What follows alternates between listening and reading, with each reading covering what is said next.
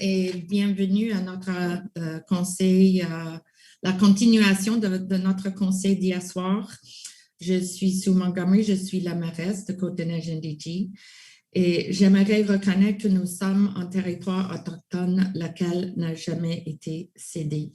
Je reconnais la nation Ganagaraga comme gardienne des terres et des eaux sur lesquelles nous sommes aujourd'hui.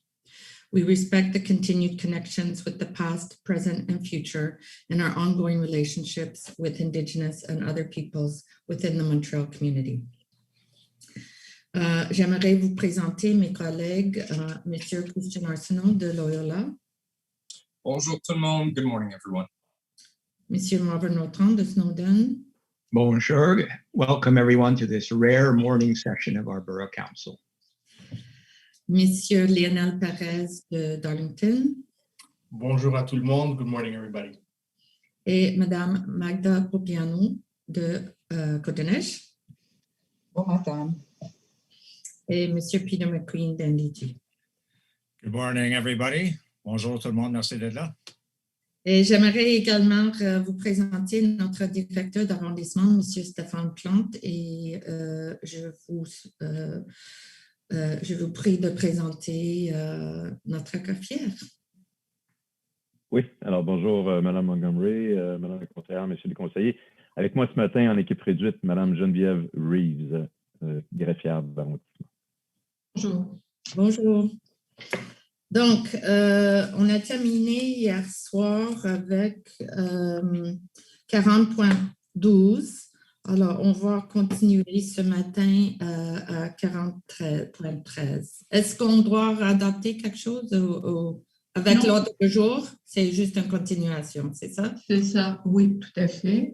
Donc, okay. 40.13 est adopté tel que soumis le projet de résolution approuvant le projet particulier visant à permettre la construction d'un immeuble commercial et résidentiel de 15 étages et mandater la secrétaire d'arrondissement pour remplacer l'Assemblée publique de consultation par une consultation écrite d'une durée de 15 jours et en fixer les modalités. Je propose. Et j'appuie. Commentaire, question, non? Adopté. Et 6101. Déposer le rapport, donc c'est Mme Montgomery qui dépose le rapport des faits saillants des états financiers 2020 de l'arrondissement. Monsieur Arsenault, vous avez une question? Merci, Madame la mairesse. Non, ce n'est pas une question. Je voulais juste intervenir sur le dépôt du rapport. Je pense que ça parle un peu du fait qu'on est en année électorale parce qu'on parle de... I only have the English words, the English version in front of me, but we speak of rigorous and prudent management that explains our bumper surplus for the 2020 fiscal year, even though it's something that happened across the city. So just for context, for those people who are listening in or reading it this morning, because of the very odd year that we had at the City of Montreal, boroughs across the board have had bumper surpluses. There are some boroughs that have had, instead of a 7 or 7.5 million surplus, they've had 6 million, 5 million, which for them, given their smaller size, is really considerable. So I just want to specify that, this is something that because of the shifting financial context last year, everyone buckled down. We were very careful. We had to be, given the pandemic, and the result is that the boroughs across the board have come out of it with surpluses. I think there's also, we've seen the use of language that is not exactly precise, and it repeats some of the things that have come out in some media releases over the last couple of months. For example, speaking of the Trenum Sports Center, now I'm as happy as anyone that the provincial and federal governments are going to be investing in the renovation of the Trenum gym, but let's call things what they are, right? It's not a sports center. We have a sports center at Benny that has multiple gymnasiums, a state-of-the-art pool, other facilities. The Trenum gym is pretty much just that. It's a gym. with some storage room and room to change your skates in the winter down in the basement. So let's not get carried away. I also want to point out that in connection with this bumper surplus, this is something that actually the Auditor General looked into in a report that was tabled last week at City Council. Not necessarily the surpluses themselves in particular, but what contributes to surpluses in a given year.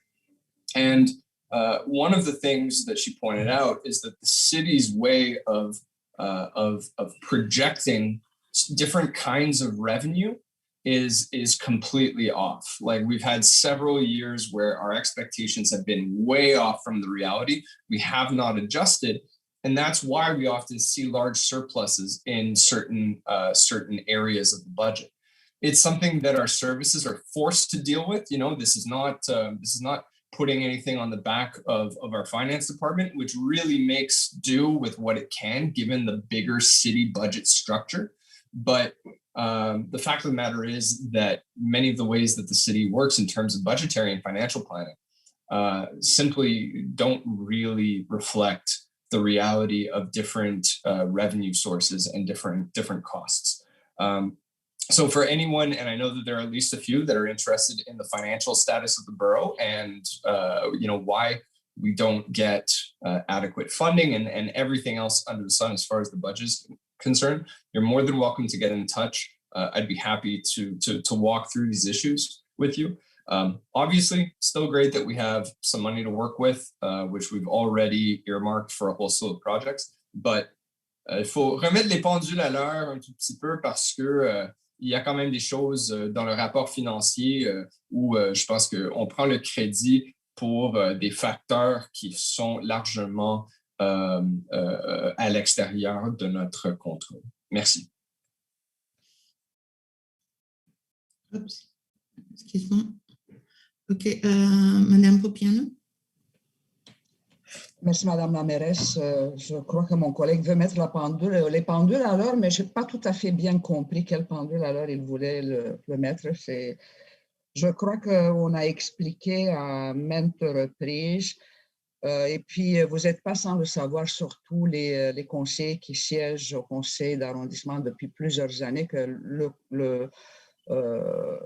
l'arrondissement de CDN-NDG a toujours fait des surplus intéressants, même je dirais importants. Et que dans la planification budgétaire, à chaque année, on sous-évalue les revenus. Hein, et on s'est toujours gardé, je siège quand même depuis 8 ans, on a entendu le discours, on garde des réserves pour la neige, on garde des réserves pour les neiges, pour les tempêtes de neige, pour les chargements. Voilà, depuis quelques bonnes années, les chargements sont pris en charge par la ville-centre, le déneigement aussi en bonne partie. Donc, ce type de réserve tout le temps n'est plus justifié. En tout cas, ça nous justifie. Donc, je tiens à souligner que si l'arrondissement évalue correctement les revenus, et ils savent pertinemment, on sait qu'on a beaucoup de développement, que le nombre de permis et que les revenus de l'arrondissement, les revenus locaux sont intéressants. Donc, on aurait pu faire en avant une planification qui est plus rigoureuse, c'est-à-dire qu'on peut investir parce que le monde mélange le budget de fonctionnement avec le budget d'investissement, mais sur le budget de fonctionnement, entre autres, le service aux citoyens. Et je veux me faire un plaisir de revenir bientôt avec la motion concernant le 3A. Merci. Quelqu'un d'autre? OK. Bon. 6103. 61.02. Ah oui, excusez-moi. Oui, vous avez raison. Oui, Mme Montgomery dépose les rapports faisant état des décisions prises par tous les fonctionnaires ou employés dans l'exercice des pouvoirs qui leur sont délégués. Okay. Maintenant, 6103. Madame Montgomery prend acte du dépôt des recommandations du comité de travail pour la mobilité sur la rue de Terrebonne. OK, Monsieur McQueen. Monsieur Arsenault, est-ce que vous avez votre main? Est-ce que c'est un vieux main? Oui, merci. Monsieur McQueen? Votre micro est fermé. Voilà. Finalement, le dépôt du rapport du comité de mobilité sur la rue Terrebonne, un petit peu en retard, mais c'est seulement normal avec un comité de bénévoles, de citoyens bénévoles. Alors, c'est avec ça que j'aimerais débuter. Merci beaucoup à tous les résidents, résidentes qui ont participé au comité, qui sont venus à une dizaine de réunions, qui ont aidé à éditer le rapport final. C'est vraiment incroyable le travail que vous avez mis, complètement bénévole. Alors, ça, c'est... On a eu des moments durs. À un certain moment, peut-être, il y avait une certaine frustration ou conflit, mais finalement, tout le monde a fait les efforts pour résoudre et sortir avec un rapport où il y a encore des décisions, plusieurs choses où nous ne sommes pas unanimes, mais comme vous allez voir plus tard dans ma discussion maintenant, il y a plusieurs points clés où le comité est unanime. Alors, on va procéder avec cela. So I think I'm going to start with a little bit of my role, what it was like for me as an elected person and as a cyclist and a driver, both a parker on the street. My family and I own a car, which we park on the street. So I kind of have both sides, see both sides of the story. I'm, if somebody came along and took away my parking spot, I would be angry too. And of course, I am trying to cycle around, and I cycled with my kids through the streets and along the bike paths of NDG when my children were small. So I always had some idea of where I thought a solution on Terrebonne Street could be. And the idea was to make the street one way for cars eastbound, as it already is between Old Orchard and Girard. So there's a bit of a precedent for that. And in making the street one way for cars, it could potentially free up space to potentially fit some kind of a bike path. So it's not that I was ever silent about this point of view. Way back in 2019, I wrote a letter to our caucus when we were discussing in caucus, when we had the majority here in the borough, with the idea. In 2020, just last year, Terrebonne was being spoken about. My colleagues will remember that I raised it in our meetings with our services concerning Terrebonne Street, that I thought that option was extremely interesting. Fortunately, the services, given that they were extremely busy because of the COVID year, were not able to put it into effect right away in 2020. I also wrote to them in writing. So in both the cases, I have, of course, the emails, copies of those emails that I sent, where I always proposed that one way potential solution.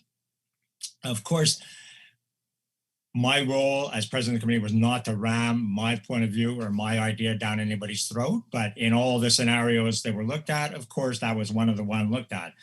And what was very interesting is, as I said, with time, even though some people might have seemed against at the beginning, as we looked again and again at the various scenarios that our services put in front of us, other people seem to come to the same conclusion, that our best bet to make some progress on Terrebonne Street was to make it one-way eastbound for cars. And that is the first unanimous recommendation of the report. I agree, some people do not want it to happen right away. They want to go slow. They want a study by the city, and that's only normal. They want to make sure, are there effects on other streets of the traffic that will no longer, the westbound traffic, which will no longer be on Terrebonne. Fair enough, no problem. And our services also always said they wanted a study, and that is why this is not going to happen this year. It's going to be studied over the next 6-8 months. And then the committee will look at it again. People, the volunteers on this committee are ready to get back together late in the fall or early winter once the traffic report is done, and again, consider what our options are. Secondly, of course, the final possible configuration of the bike path on Terrebonne, even once it is one way, will also be in the hands of our safety services. And again, the committee will look at it, but they want to see the safety services taking a lead, and that's only normal. So that is a first key unanimous recommendation of the committee. a second unanimous recommendation, and I want, this one is especially for Mr. Marvin Rocha. It's clear one of the places where there was a lot of trouble, a lot of citizen opposition to the bike path was in that block, the 2 blocks between Benny and Cavendish, where there's both St. Monica's School and St. Monica's Church. Well, you'll be glad to hear that the committee has unanimously recommended that there be no bike path at all in that section on the street, because for the bike needs, there is the park behind St. Monica School where something can be done. Again, our services will look at that. And that the street not even become one way in that section. So that's a unanimous recommendation.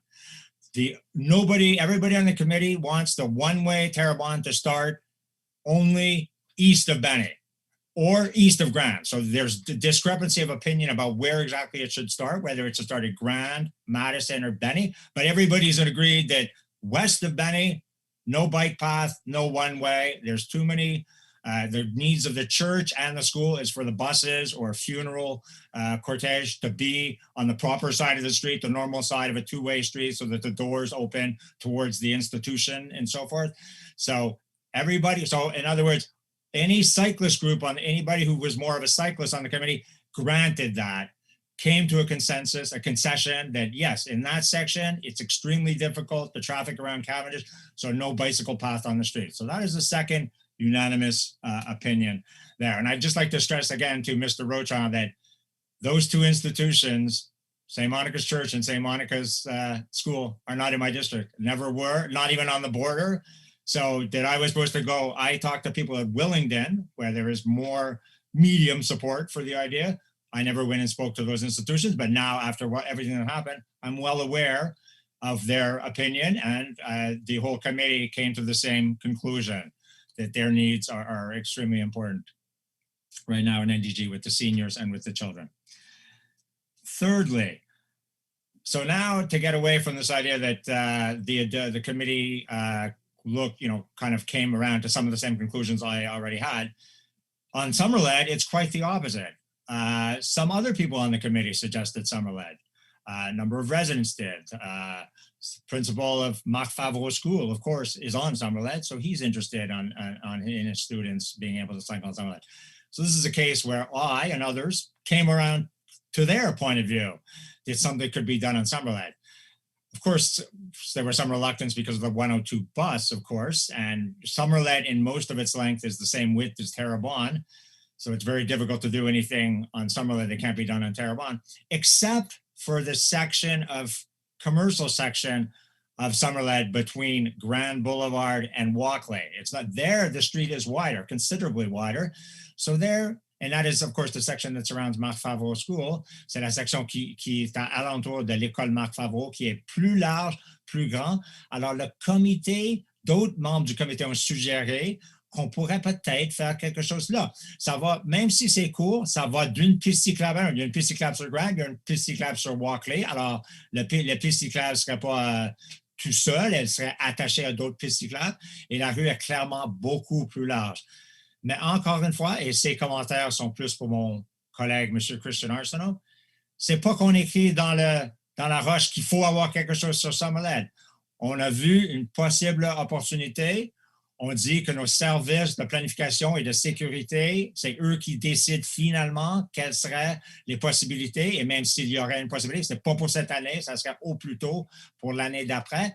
Et plus important pour vous, M. Arsenault, on est complètement conscient qu'il y a un processus que nous avons, que vous avez pris, que vous et moi, mais vous en premier avez pris l'initiative d'initier un processus de consultation de tous les marchands et d'autres voisins. Et on est prêt et on est d'accord avec ça et on ne veut pas agir avant que tout le monde soit d'accord. Alors, encore une fois, le comité est assez unanime qu'on pourrait essayer de faire quelque chose sur Summerled, mais encore une fois, il faut être flexible et procéder avec les autres acteurs.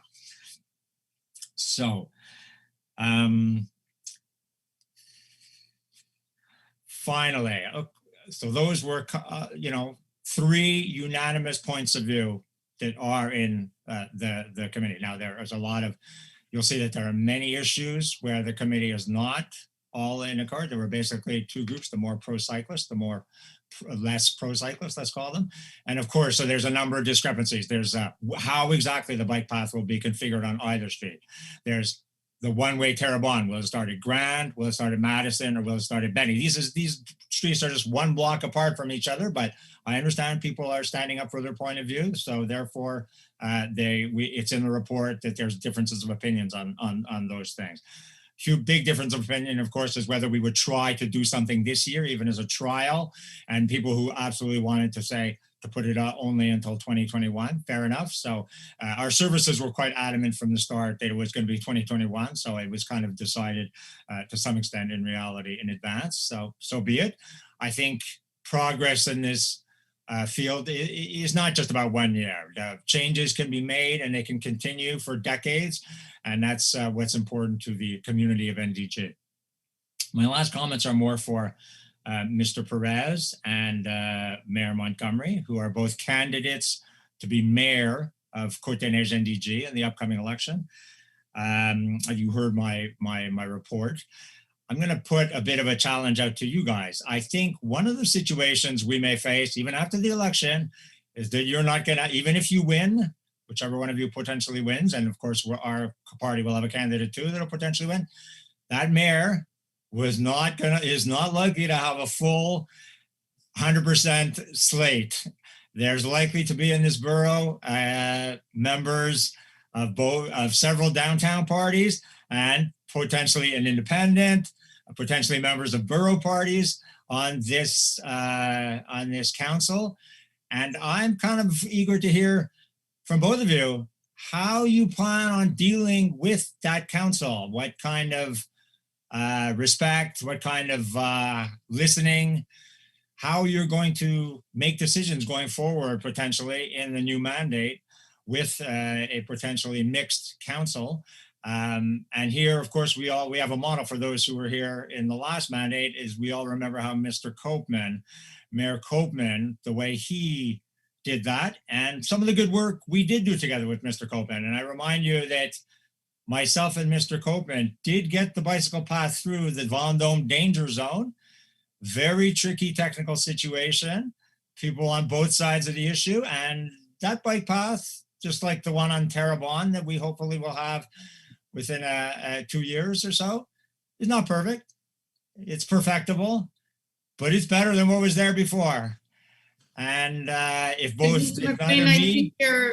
neither me nor Mr. Copeman had supported it and had been conciliatory, that bicycle path would not be there now. Thank you very much. You're off topic. We're talking about your report right now. Maintenant, c'est Monsieur Arsenault. Oh, pardonnez-moi, Madame la mairesse, je pensais avoir vu la main du conseiller Rotrand. Mais bon, je vais, Marvin, if it's all the same to you, I'll go ahead. I'll have the list anyways. Just go ahead. Thank you. Where to begin? Oh boy. Well, I think it bears reminding, because we just heard a lot of posturing from our colleague. I'm sorry if posturing is an unparliamentary word, I'll retract it. I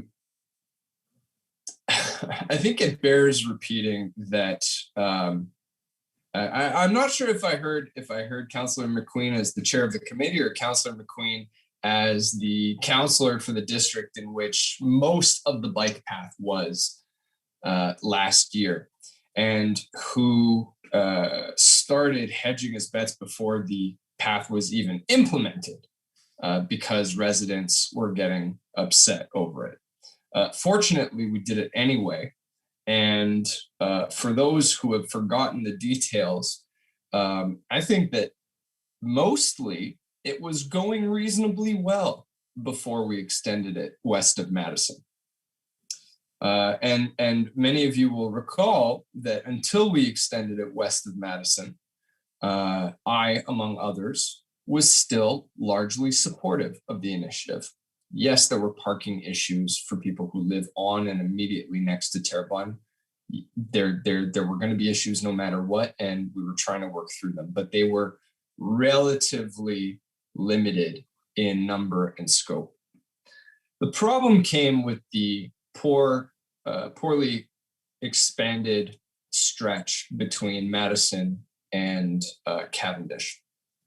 And that, seeing what that was doing to the institutions, especially the church and the HLM, was what convinced me that we needed to go back to the drawing board, which is why I did something last fall that few politicians have a tendency to do. I admitted that we got that part of it wrong. We dropped the ball. Most of it was good. It was well intended, but we dropped the ball. It was disappointing. It was disappointing for a lot of people, including myself, because I often ride down Terrebonne on my bike, and it was really wonderful to do so. I'm also disappointed by this report. I'm disappointed that it seems that our colleague has failed to get reasonably strong consensuses on just about anything other than either the most basic agreements or a form of not in our backyard kind of proposal, which is to move as significant a chunk as possible potentially to Summerlet. Obviously, I'm not against a bike lane on Summerlet. It's a tremendously wide street. It's something that's been discussed in the context of a revitalization. That could be a great thing for Summerlet. Bikes bring business, and we've been talking about a revitalization of Summerlet for, among other reasons, to help support local businesses. So that could be great. But when we read through this report and we see how few recommendations were actually subject to a strong consensus, they're very few and far between. In fact, many proposals were passed with a 50%, a straight up 50%, not even a 50% plus one, a 50% of the committee members. So, I'm disappointed. It makes me concerned for how this file will advance over the next couple of years. I really think that we could have expected more from someone who's been pushing for some kind of solution on Terrebonne for the better part of 12 years now. I gotta say, I'm kind of surprised, Peter. I would have expected with all the advocacy that you did on this issue that you would have put in a little bit more effort to really helping people find more common ground. But that doesn't seem to have happened. So I'm curious to see how this is going to go over the next few months with the campaign.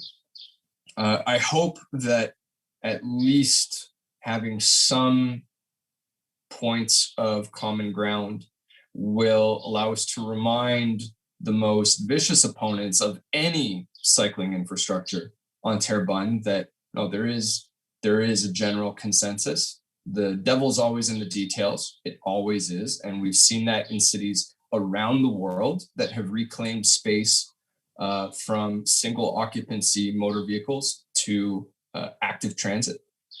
But we do need to move forward with this. We need to find a way. My only concern is that I'm not entirely sure that the report and the work that the committee did really points a clear way that will indeed get the social acceptability that we're so desperate for, given the troubles that we went through last year. So I'm not sure what to make of this, to be perfectly frank. I can assure everyone here that I will continue to support safe cycling link on Terrebonne. I know there are a lot of folks in the neighborhood that think I threw fellow cyclists under the bus when I saw how badly it was going on the Madison to Cavendish stretch. That's not the case at all. We need to be able to admit our mistakes and pledge to do better next time, which for the remainder of this mandate, I can assure everyone that I will be doing as constructively as possible. I hope that my freedom from the party line will also help me perhaps be a voice of reason and nuance over the next couple of months. But that remains to be seen. All bets are off. But yeah, overall, rather disappointing. That being said, I do want to thank the members of the committee. This is behind the scenes, challenging, difficult, and ungrateful work that you did. And so even if the result isn't ideal, I know that a lot of blood, sweat, and tears went into it. Given what I heard about a few of the committee meetings, it was pretty rough and tumble at moments. So thank you for your work. We will make what we can of this. And I really do hope that sometime soon we'll be able to work on reconfiguration that meets as many local needs as possible. Thank you. Thank you. Mr. Vautrin. Thank you very much.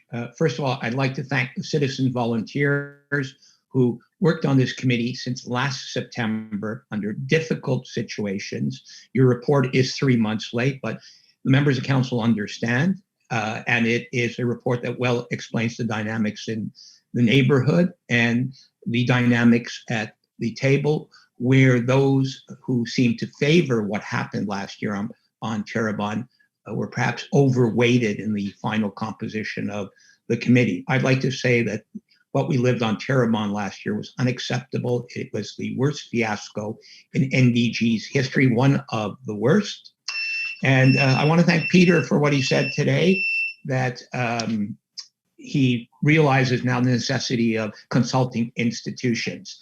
I'm going to come back to that theme in a minute, but it would seem to me that in November, there'll be a plethora of options on the ballot. There'll be a competition between Sue Montgomery's party and Peter McQueen's party as to who can roll out the most bike paths the quickest versus other candidates who might have a more reasoned view that there are many different types of clienteles with different needs, that it takes consultation, discussion, and proposals that meet the broadest needs of the community to accommodate sustainable mobility within the context of other people's needs. So I'm certainly not going to place myself on the side of those who want to impose their vision of sustainable mobility on everyone else. We saw what happened last year. I'd like to correct Christian Arsenault. The howls didn't begin when the bike path was extended west in front of the institutions all the way to Cavendish. It started well before then. There was a citizens committee that already had thousands of signatures. And people have won a great victory, because we need to read this report very carefully. Despite what Mr. McQueen said, I think Mr. Arsenault characterized that as spin. He's not far wrong. The committee did not recommend that there be a bike path on Terrebonne. Not only this year, it did not endorse a bike path ever on Terrebonne. In fact, it didn't even endorse a one-way street on Terrebonne to eventually accommodate a bike path. It only said that there was a consensus that the city should do a study on the proposal of a one-way street. That is not an endorsement, it's a request for Center City. I want to clarify to those watching us today, the street is arterial. It is not us who would do that. It will be done by Center City. And it should be understood that this is a major task, a traffic study of this nature, because you're not studying Terrebonne, you're studying a whole sector and the impacts on other streets in NDG. And turning a major east-west into a one-way does have an impact. It is unlikely that next year's Borough Council, should it have such a study sent to it, would be able to resolve the matter one way or the other. I found it curious, though. I read the report from cover to cover, and though the committee recognized that it was an error to have proceeded without proper consultation and study, and while the committee did endorse the idea of asking Center City to look at the proposal of the one-way on Terrebonne, several members of the committee, including Peter McQueen, wanted to proceed this year without a study for what they called a pilot project. In other words, Peter McQueen, who contributed to last year's fiasco, is willing to have another this summer. Clearly says there should be a pilot project in the summer of 2021. I can just imagine what the long-suffering residents of NDG are going to say about that. But let's move back and let's look at this dossier from its start to its finish. Last year, because of COVID, the Borough Council agreed to a program called Shared Streets. We did not consult or respect our usual method of working, and because of that, it was clearly said to the council by the services, if any part of it doesn't work, we will be able to quickly move backwards and remove that part without compromising the rest of the program. Peter McQueen told all of us that he had done his homework and there was a consensus. You will recall I raised privately a copy and publicly at council, all the parking, that I didn't think people had been consulted and I feared a reaction. I was assured there was a neighborhood consensus which was large. Well, it became evident immediately that there was no consensus, that people were inconvenienced. There were a lot of problems we hadn't thought of, and we started getting bombarded with emails right away, and the petition started almost right away as well. We should have immediately at that point said, no, this is an error. We need to go back to the drawing board. Now that was early in the summer, end of June, beginning of July. But however, despite the fact that I asked that we recognize that this was not well planned, my colleagues from NDG refused to move backwards. Mr. Arsenault admits today himself that, hey, he thought it was fine regardless until it was extended westward to Cavendish.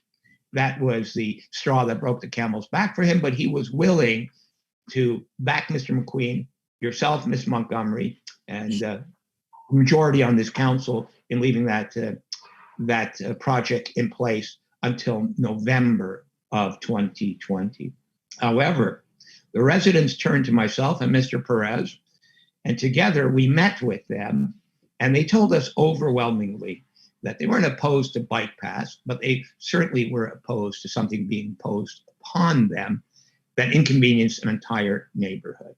They told us about their petition, which I believe came close to 4,000 names, which is in a neighborhood that small, a pretty enormous number of residents. Mr. Perez and I held a press conference with the institutions on the street, with the representatives of the residents living on Terrebonne, with representatives living on cross streets, and we explained the problem to the media. To his credit, Mr. McQueen and their credit, Mr. McQueen and Mr. Arsenault immediately said they would back a motion that Mr. Perez and I said we would table for the September 8th council meeting, asking for the bike lane on Terrebonne, which was on both sides of the street, and remove the parking on the entire street to be removed immediately. However, it has to be noted, Ms. Montgomery didn't support our position. She insisted that it was all a tempest in a teapot and we should keep this bike lane there, despite the evident evidence that it wasn't working, that the institutions were troubled and inconvenienced. The residents had all sorts of issues which were legitimate, and that my colleagues in Plaza Montreal moved finally, belatedly, to realize was a problem and to support Mr. Perez and myself in our endeavors. Out of the summer-led fiasco, one good thing happened for me. I got to meet Father Ray Lafontaine of St. Monica's Parish. And I was impressed by his humanity and his concern for his parishioners. It's rare for him to go in front of the media, but he did on September 1st of last year to indicate that the church was unable to hold funerals, marriages were disrupted, and many parishioners had stopped coming. And yet nobody was listening. Fortunately, the Borough Council adopted Mr. Perez's and my recommendations. The bike path was removed several days after September 8th, and a committee was formed. The vote was 5-1. I recognize when Ms. Montgomery refused to stand with the neighborhood and the institutions, and basically told them she was ready to have them inconvenienced for months longer, and they should get used to it. Mm-hmm. That happened because the majority belatedly recognized that this is not the way business should be conducted in this borough. I want to thank the committee. Your mandate is completed. That's it. I recognize that some want to continue, but it'll be up to the next Borough Council to decide whether to reanimate the committee, whether, if it does, to define what its mandate should be, and to decide whether it should have a call for new members. It's not necessarily evident that it'll be the same members, but that'll be up for the next Borough Council to decide, and it won't be a decision I'll have anything to do with, because I will not be there. But however, let me say that, in my opinion, the way Terrebonne was handled from the beginning has set back the cause of cycling by years in this borough. This is not how different clienteles with different needs should be speaking to each other, by imposing. And again, if you read the report, it clearly does not endorse a bike lane, neither on Terrebonne or on Somerled, and it notes what happens when you don't consult. So I welcome the report because who stood up to a borough council where the majority were not willing to listen to them. They won despite the fact that 4 members of the borough council felt that they were complaining for nothing. Thank you very much. Thank you, Mr. Press. Thank you, Madam Mayor. I've been in elected official for almost 12 years now. I've had the chance to read literally hundreds of reports over that time frame. Besides the reports in my previous professional life and personal life, I can tell you that I've never seen a report drafted as the one that is being tabled by Mr. McQueen.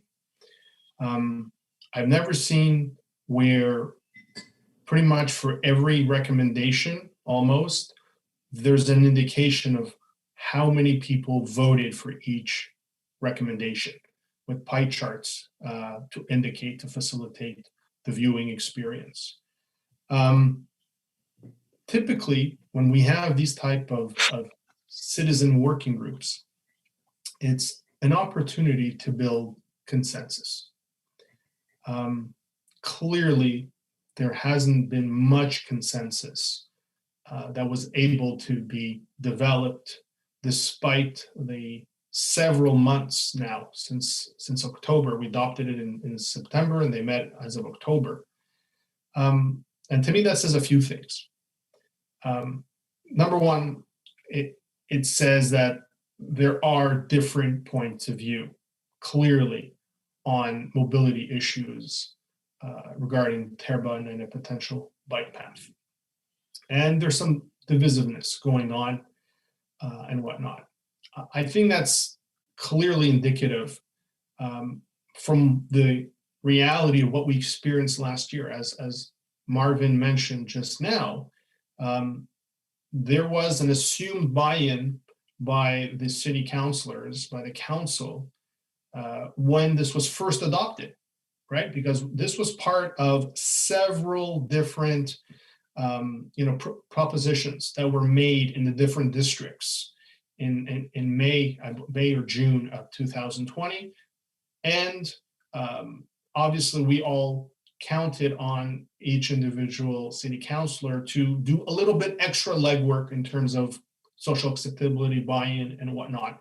Everybody recognized that it was done on a more accelerated process. And we know what happened. That clearly didn't happen. Marvin and I needed to meet the community, organizations, citizens, and to raise the voice till eventually there was a realization that the status quo could not be maintained with the impacts that it had. And then we had the motion to withdraw the bike path in September. So it's not completely surprising that there was this dichotomy.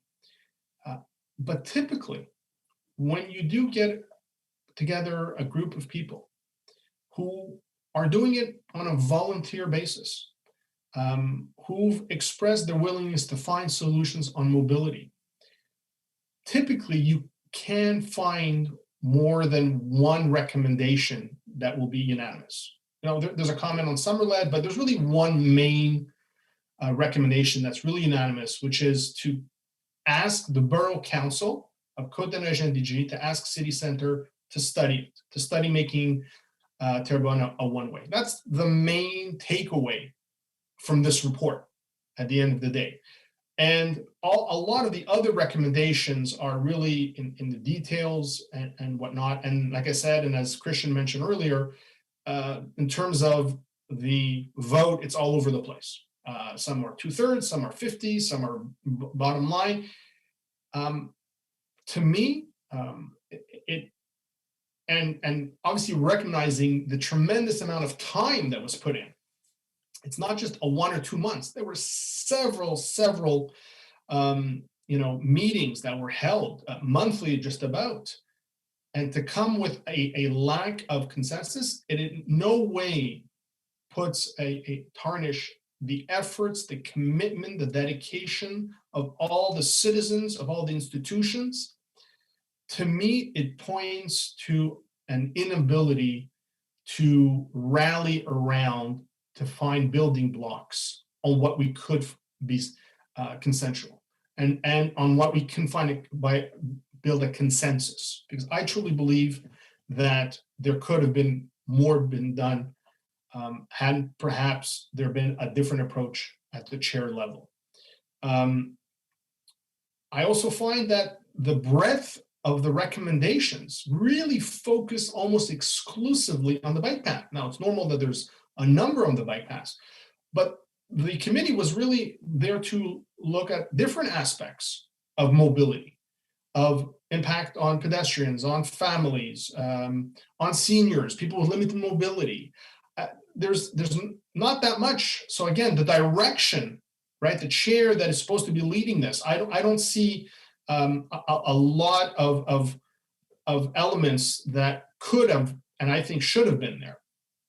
So I think it's in a certain sense, it's too bad that we couldn't have found a way, and that the chair couldn't have found a way to find more ways to build building blocks and to find consensus on these things.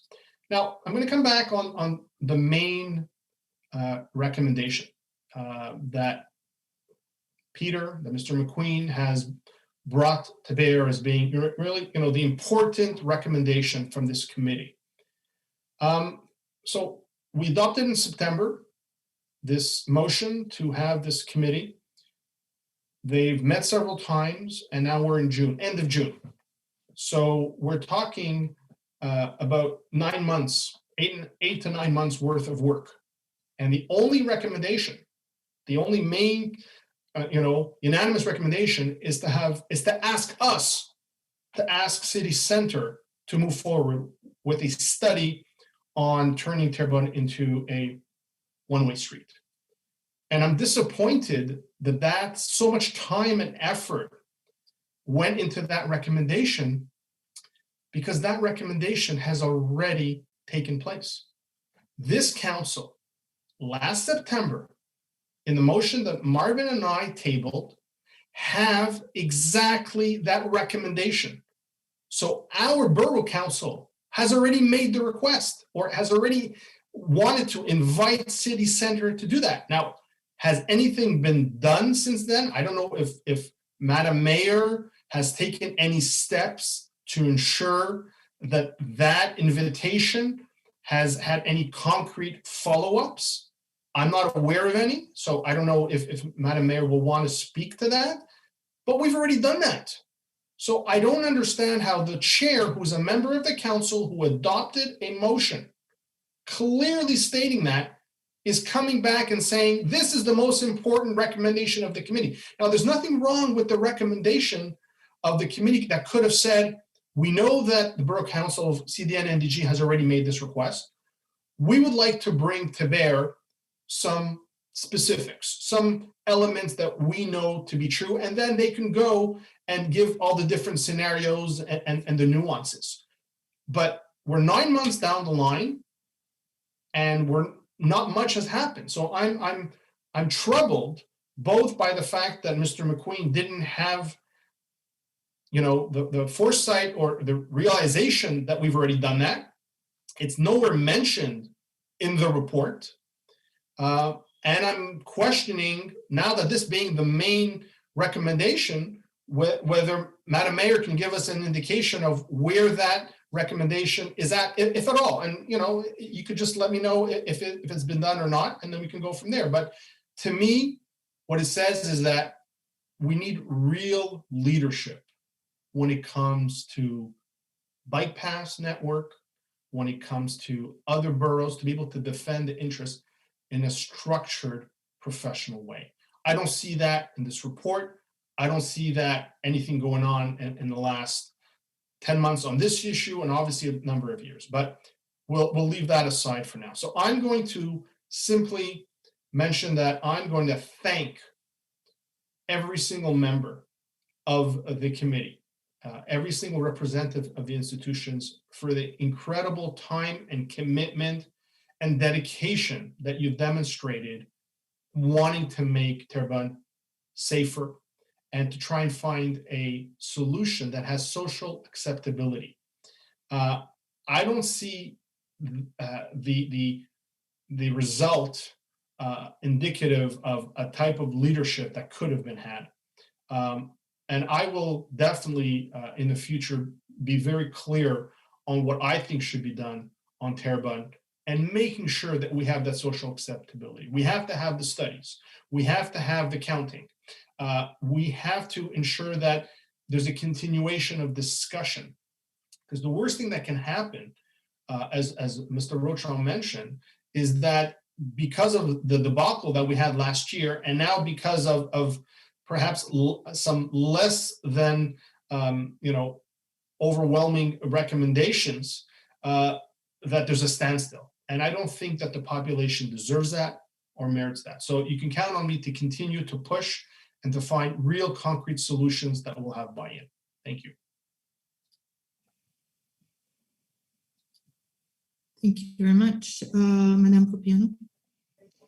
Merci beaucoup, Madame la mairesse. Je n'aurais pas intervenu sur ce point, mais c'est comme un devoir d'honnêteté que je fais devant vous. Moi aussi, je tiens à remercier d'emblée les citoyens qui ont participé à ce comité. C'est vraiment un travail exceptionnel. Moi aussi, j'ai lu le rapport. Et je sais qu'est-ce que pour des citoyens, ça implique de participer, de s'impliquer. Donc, je tiens à leur remercier premièrement pour la mobilisation, donc tous les citoyens qui se sont mobilisés autour de cet enjeu, mais aussi pour la participation des citoyens pour ce comité. Mais il faut se dire que l'effort qu'ils ont fait, c'est un remplacement. Et ici, je suis d'accord avec M. Pérez. Ça remplace le manque de leadership, mais surtout de vision et de la politique. Hein. On fait de la politique dans notre arrondissement sur toutes choses. Une piste cyclable, un aménagement urbain, tout doit servir à la politique. Et malheureusement, ça ne sert pas les citoyens. Et ça, je déplore profondément.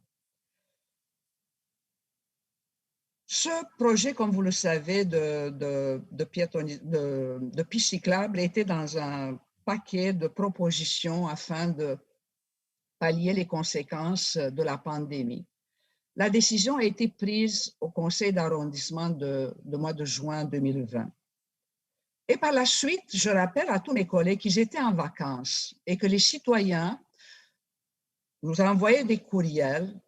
C'est vrai, il y a eu de la mobilisation. Je me rappelle très bien avoir eu beaucoup d'échanges de courriels avec M. Arsenault, avec M. McQueen.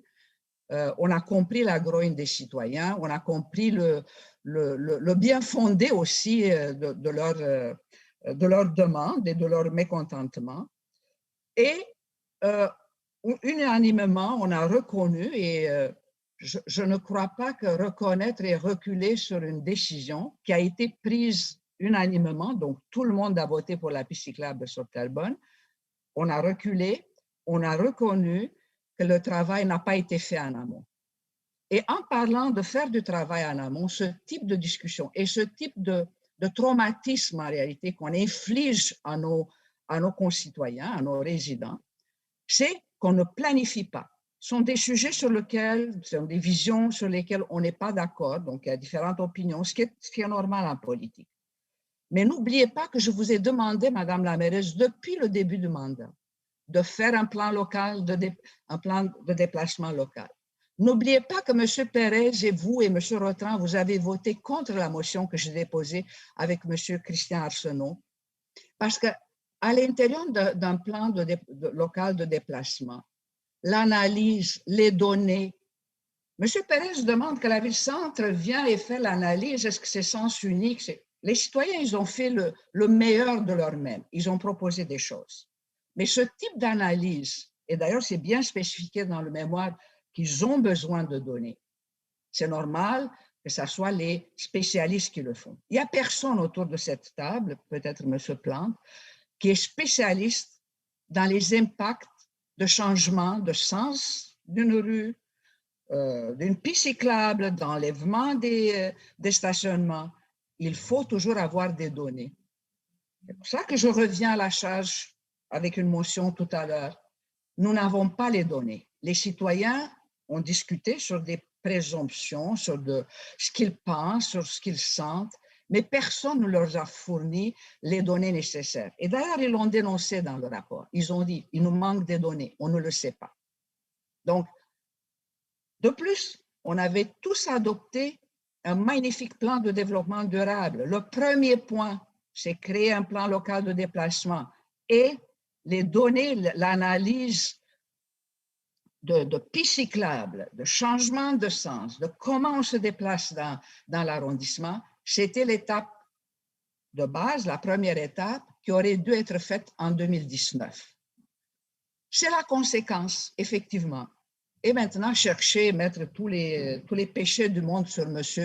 Peter McQueen, il me semble un peu faible. Là. Il a fait ce qu'il a pu avec les moyens de bord. Bien sûr, tout le monde aurait voulu une analyse exhaustive avec l'impact sur les enfants, sur les personnes âgées, faire ADS+, sur les communautés culturelles, mais il manque des données. Et quand tu manques des données, tu ne peux pas aller en profondeur. Je souhaite que la période qui nous reste avant la campagne électorale, je comprends que vous êtes en campagne électorale, je vous comprends, M. Pérez, j'ai tout à fait bien compris. Mais soyons un tout petit peu raisonnables dans nos demandes et essayons de ne plus mettre tout le poids de notre tâche sur le dos de résidents et sur leur mobilisation. Ce n'est pas correct. Merci beaucoup, Madame la Présidente.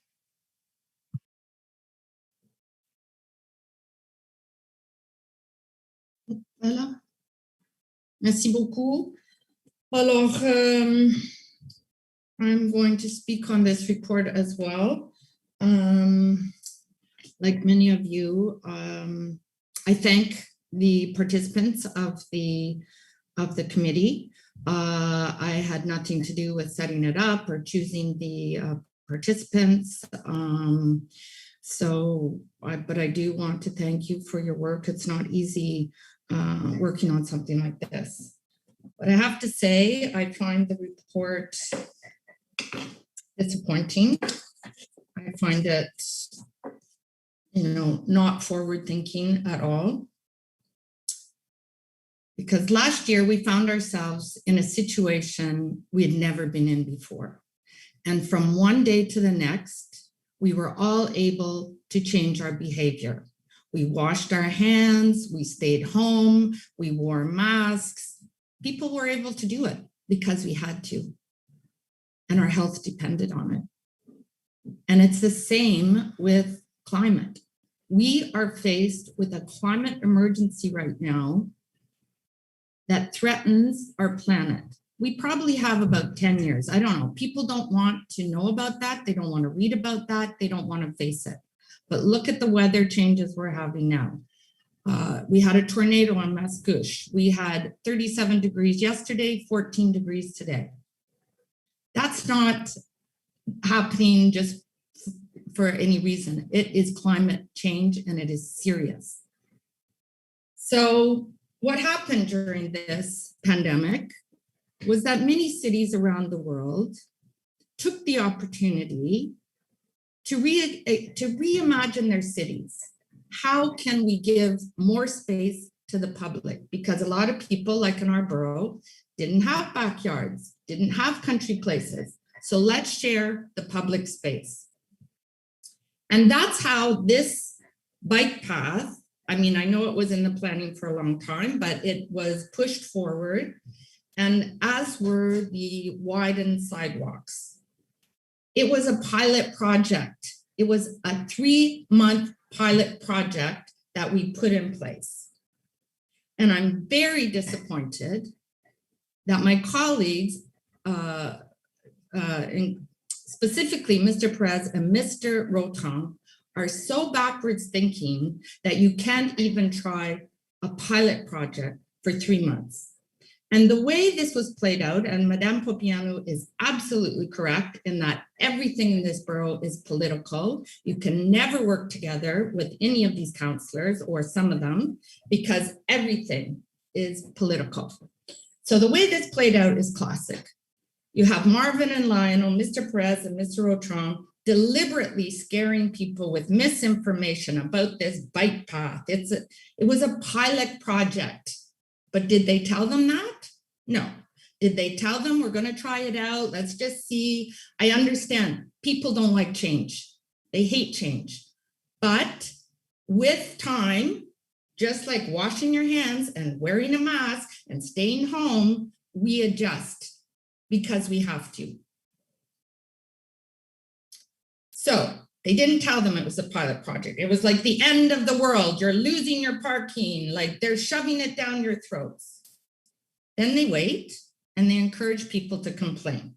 They get this petition going, or they encourage a petition with names, fake names on it, names from across the country, this name, that, 4,000 names. Oh my God, everyone is against this. And then they say people are upset. And the mayor and the councillors aren't listening to people.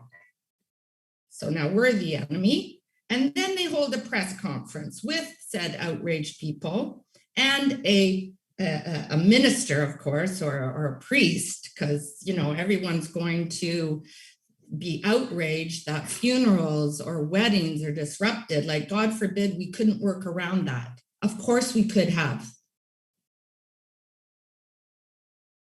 So you hold this press conference, and then the media interview said outraged people, and they report it as a controversy instead of what it really is, 2 councillors playing politics and stopping innovation and experimentation in our borough. And the rest of the elected officials knew exactly what was going on. I got a call the day after the bike path went in from Mr. McQueen yelling and screaming that it had to be taken down because he was getting calls from people. Instead of standing your ground and saying, let's all take a deep breath, let's try it out, collect the data and see what happens. And then there's the classic argument about what about disabled people? You're not thinking about disabled people. In fact, I am thinking about disabled people. And I spoke to many disabled people, including one man that lives on Terrebonne in a wheelchair who loved the bike path because his wheelchair could be flat instead of crooked on the sidewalk. And he could go on the bike path cycling with his kids. But now he can't safely.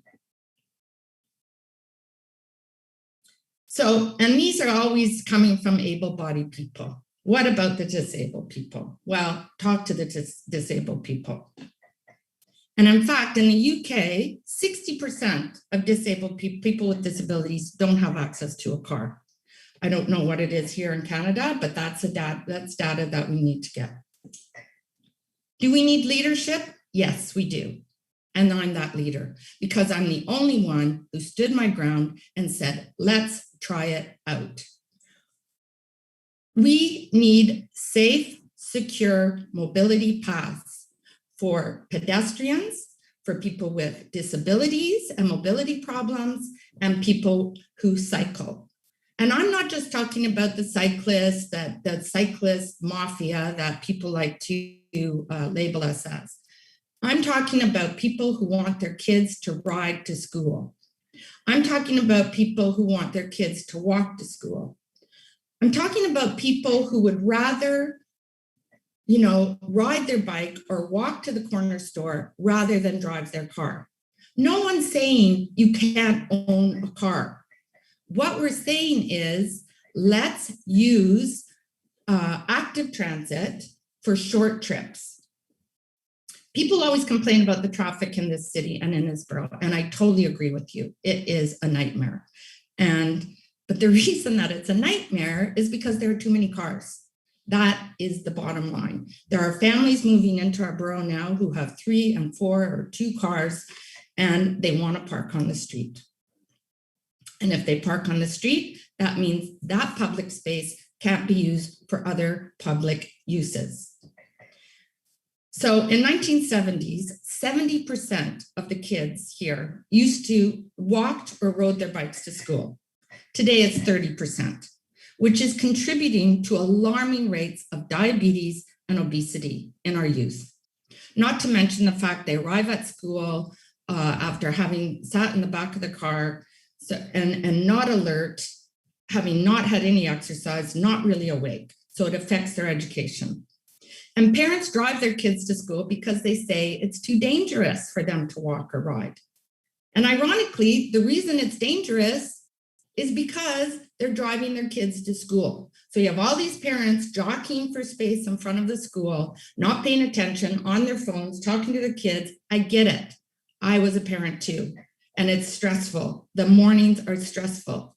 But imagine how much less stress you would have if you could just say to your kid, put on your bike helmet or put on your running shoes and off you go to school without worrying about them being run down, because there is secure places for them to walk or ride. So I agree, we need data and we need to work together. What people have to understand is this is not a war on cars. It's not a war against cyclists. It's not a war against people with disabilities. It's about living together in a city safely and securely. And it's about sharing the public space. And then our cities will be more enjoyable for everyone. Cities in North America and in Europe, look at Paris, look at Barcelona, they're all doing it. And whether you like it or not, that's the direction our city is going in as well. And if my colleagues want to stay in the 1980s or the 1990s and make their cars like, the center of our existence, then we're doomed. We are doomed. And I think a lot of people recognize that. I've spoken to many families with young kids. Everyone is concerned about the climate. And one of the things we need to do is get out of our cars and walk and bike more. So with that, I will just again reiterate my thanks to the committee for your hard work. Despite the fact I'm very disappointed in my colleagues that they didn't stand up and have the courage to push forward, at least have the pilot project so we could have some data. You cave to a few outraged people. Thank you.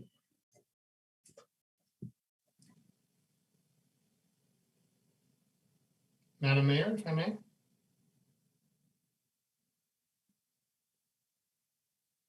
Sorry, you're in. I said, Mr. Perez, sorry. Thank you. So I didn't have the intention to come back and I don't want to generate a debate. I really don't. I really want to avoid. But I think that everybody agrees that active transport is what we have to strive for. What we have, and no one is questioning the outcome. No one is questioning that we want safer streets for pedestrians, cyclists, drivers, elderly, young families. Everybody agrees on that. The end result, we can, I think, pretty much agree. What we have a disagreement is on how to get there, on the amount of buy-in that we need to get from the population, from the process that we want in place to ensure that we can inform and communicate, and in fact, make sure to have the buy-in. And sometimes buy-in, it takes, a few different steps. We're not able to get to the end result as quickly as we all want to. That's because we're affecting people's lives, their quality of life, their neighborhoods. It's something they cherish very much. And I was speaking to a few residents in NDG this past week, and they said, look, we want more, but we want to make sure it's done in a non-radical, non-drastic way, where we make sure to minimize the impacts as much as possible. And some are going to say that's impossible. Some are going to say, you got to go full tilt, you got to just close your eyes and move blindly, and the ends justify the means. That's not my approach. My approach is to try and make sure that you find the solutions before you have the problems. You can't always do it 100%, but you can usually get it 80% of the time. You could usually, with a proper consultation, with a proper analysis, with a proper strategy, you can usually avoid 80% of the issues. And the other 20, you're able to remedy. Now, I heard some accusations regarding myself and Mr. Beauchamp. I will stand by what we did, which was in the best interest of the citizens of the institution of NDG. They came to us. I didn't go looking for this. This is something that after there had been some discussions with the local city councilors. Ms. Montgomery likes to paint it in a certain way. That's her prerogative. That's what election campaigns are for. But I think it's important now to use this forum to say that the kind of leadership I'm going to have is I'm going to make sure that we do things where we'll avoid problems. And I'm very proud of that's the way I've been working in my professional life as an elected official as well, to avoid issues. There were issues with some of the proposals made in Darlington, but guess what? I spoke to the proper institutions, we nipped it in the bud, we made the adjustments, and we didn't hear about it. Now, they weren't as drastic as the Terrebonne bike path, but nonetheless, those are the type of leadership. True leadership is not to be alone and to say that you're right. True leadership is getting the buy-in and people to accompany you and to support you so that the next decision, you have that credibility to be able to get even further buy-in. So we look forward to having constructive debates on this and other issues in the months to come. Thank you so much. I don't disagree with you, Mr. Perez. You have to have buy-in, but you have to have buy-in of everyone, not just people who want to park on Terrebonne. Absolutely, I agree with you. OK. Donc, est-ce qu'il y a d'autres commentaires, questions sur ça?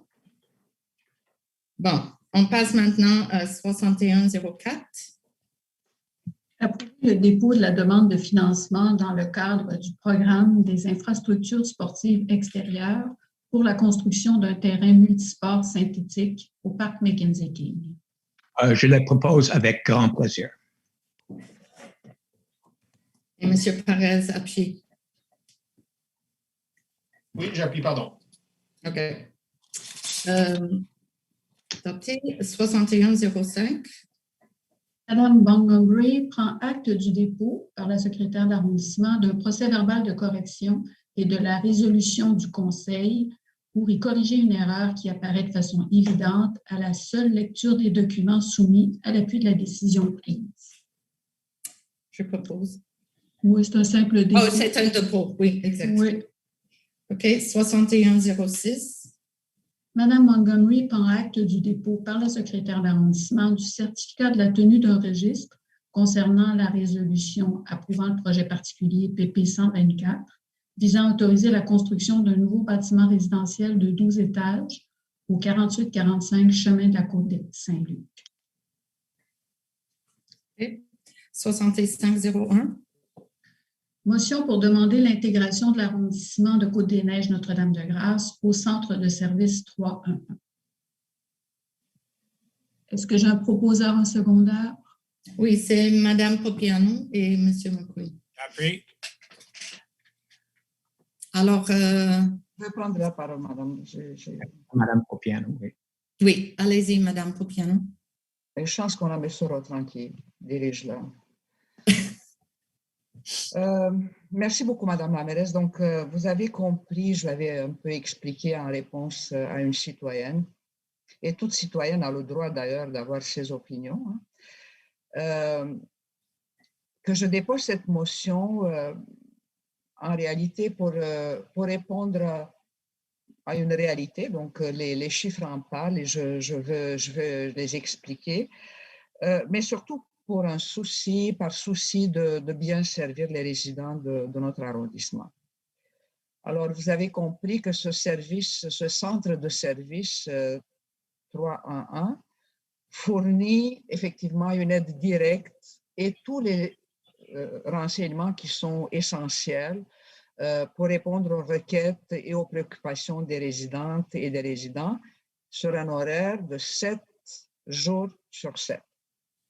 Que depuis 2 ans, le centre de service 311 gère les appels et les courriels reçus des 11 arrondissements regroupés, dont Montréal-Nord, Rivière-des-Prairies, Pointe-aux-Trembles, Verdun, Ville-Marie, La Chine, Pierrefonds, Villeray, Saint-Michel, Parc Extension, qui ont adhéré à ce service.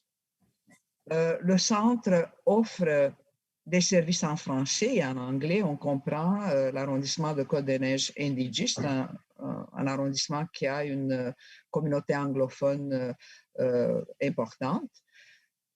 Et la même chose, Pierrefonds-Roxboro, qui est d'ailleurs le seul arrondissement officiellement bilingue à Montréal. Et cet arrondissement fait partie des 11 arrondissements qui sont sous la gestion du centre de service 311. Donc, dès le début, la Ville de Montréal a fixé des objectifs de qualité de service pour l'ensemble du territoire montréalais et s'est engagée auprès des citoyens à répondre à 80% des appels en moins de 100 secondes. Vous comprenez, le temps d'attente, il est très important, mais aussi d'avoir un taux d'abandon de moins de 10%. Tout le monde a reçu, je l'ai envoyé en même temps que la motion, le dernier rapport trimestriel sur la performance du service 311, le centre intégré, où tous les arrondissements regroupés du centre ont un niveau de service de 98%, donc c'est très bon, hein. Ça dépasse largement le 80%, et un taux d'abandon de moins de 2%, donc ça aussi, c'est en bas largement de ce 10% qu'on s'est donné comme objectif. Donc, petite histoire, en 2020, il y avait 7 arrondissements qui étaient regroupés. En 2021, 4 se sont rajoutés et on peut constater une amélioration du délai de réponse de 48%. Et tout ça en dépit du volume des appels qui a augmenté de 7% et aussi des courriels qui ont augmenté de 30%, ainsi que des demandes en ligne qui ont augmenté un peu de 1%. Sur les demandes reçues, bien sûr qu'on a analysé aussi les pics. Les pics, les points les plus hauts, sont bien sûr les 4 changements de neige qui ont eu lieu pendant le mois de janvier, mais en dépit de ce volume élevé de demandes, le service a réussi à être maintenu. Le service s'est toujours beaucoup amélioré grâce au déploiement d'un nouveau service qui s'appelle Agir Permis, qui a permis de former tous les agents du 311 afin de leur permettre de bien orienter surtout l'obtention des permis d'occupation. Vous voyez, de ce temps-ci, je vous ai entendu et puis je le vis aussi parce que j'ai beaucoup de plaintes à cause des retards sur l'obtention des permis d'occupation. Si on avait intégré ce service, ce centre de service intégré, ben, au moins le temps de réponse, le traitement de la plainte aurait été meilleur. Ben, malheureusement, comme vous le savez, les statistiques le prouvent, notre arrondissement, ça me fait de la peine, a un des pires niveaux de performance de tous les arrondissements de la ville, avec un taux de 42% au lieu de 80% des appels répondus en moins de 100 secondes, et aussi un taux d'abandon de 12%, donc au-delà de 10% qui est proposé. Bien sûr que les attentes prolongées entraînent un taux plus élevé d'appels abandonnés, et ce qui a un impact négatif sur la qualité de service qui est offert aux résidents. Donc, moi, dans la motion, ce que je souhaite et ce que je vous propose, c'est premièrement que le service aux citoyens soit vraiment une priorité et que l'arrondissement rejoigne les 11 arrondissements et qui intègre le centre de services intégré. Ça, c'est pour le bien-être de tous les résidents. Merci beaucoup, Madame la mairesse. Merci à vous. Je pense que c'est Monsieur Gautran. Merci beaucoup. Thank you very much. Je remercie Madame Popiano pour avoir partagé ses opinions avec le Conseil. Je ne le partage pas. Je n'ai pas d'intention d'appuyer sa motion. Je note que l'arrondissement sud-ouest, que l'arrondissement de M. Benoît Doré, le président du comité exécutif de Montréal, n'est pas une de celles dans le réseau regroupé. Donc, clairement, le président du comité exécutif a eu des conclusions très différentes que celles que Mme Popiano avance aujourd'hui.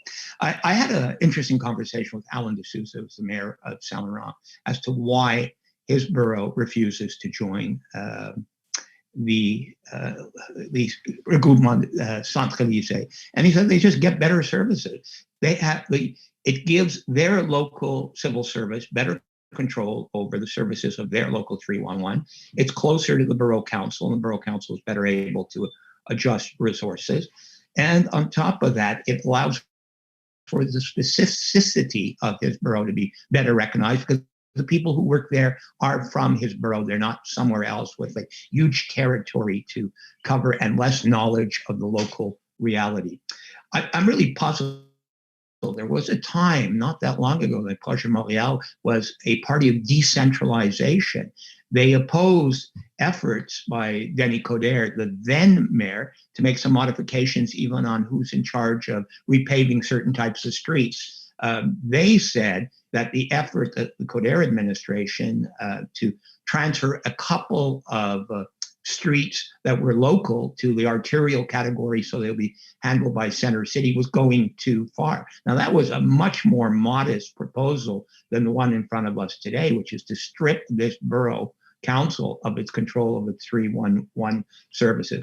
Let me read you an email that I coincidentally received this morning at 5:13 a.m. You, Madame Montgomery, apparently were copied on this. It's from a citizen. I'm just going to read a little part of it. I hope you're well. I just wanted to follow up with you, as you know the history of floods on my street and the issues I've had with sewer backing into my house. This photo was taken after yesterday's rainfall. I immediately called 311, and they were wonderful on the phone and transferred me to Public Works, where I spoke to someone and was advised that someone could come and take a look. I'm not sure if they did come, but even if they did, the water has receded within an hour of my call. And that's typical of the reaction I get from citizens. There isn't a problem here that needs a solution. This is totally artificial, this motion.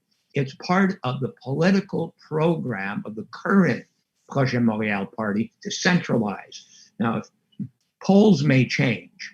If I was looking at the polls and my party was about to be decimated by the voters and I was going to be in opposition in the next mandate, I wouldn't be so fast to give the next mayor of the city control over a lot of local services. I would want to protect certain things within the borough. But however, that's not what's happening here. This motion is a motion to centralize and strip us of control over our 311. My opinion is that our residents have a relatively high satisfaction level with our 311. They think they get good services. Could it be better? Possibly, but they're relatively satisfied. I never or rarely hear anything bad about 311, but I often hear many good things about 311. And we have a different philosophy, and one I think our citizens appreciate. There's a lot of pressure in the centralized 311 to finish everything within 100 seconds and dump the citizen. Your call's gone, even if you don't have a real solution to your problem. Our guys will spend longer with you on the phone, and they will find a solution. And if they don't, they'll make sure that there's a follow-up and you get a better level of service. I really, truly believe we offer a better level of services. Our staff is well-trained. I want to compliment, et j'aimerais remercier les gens qui travaillent dans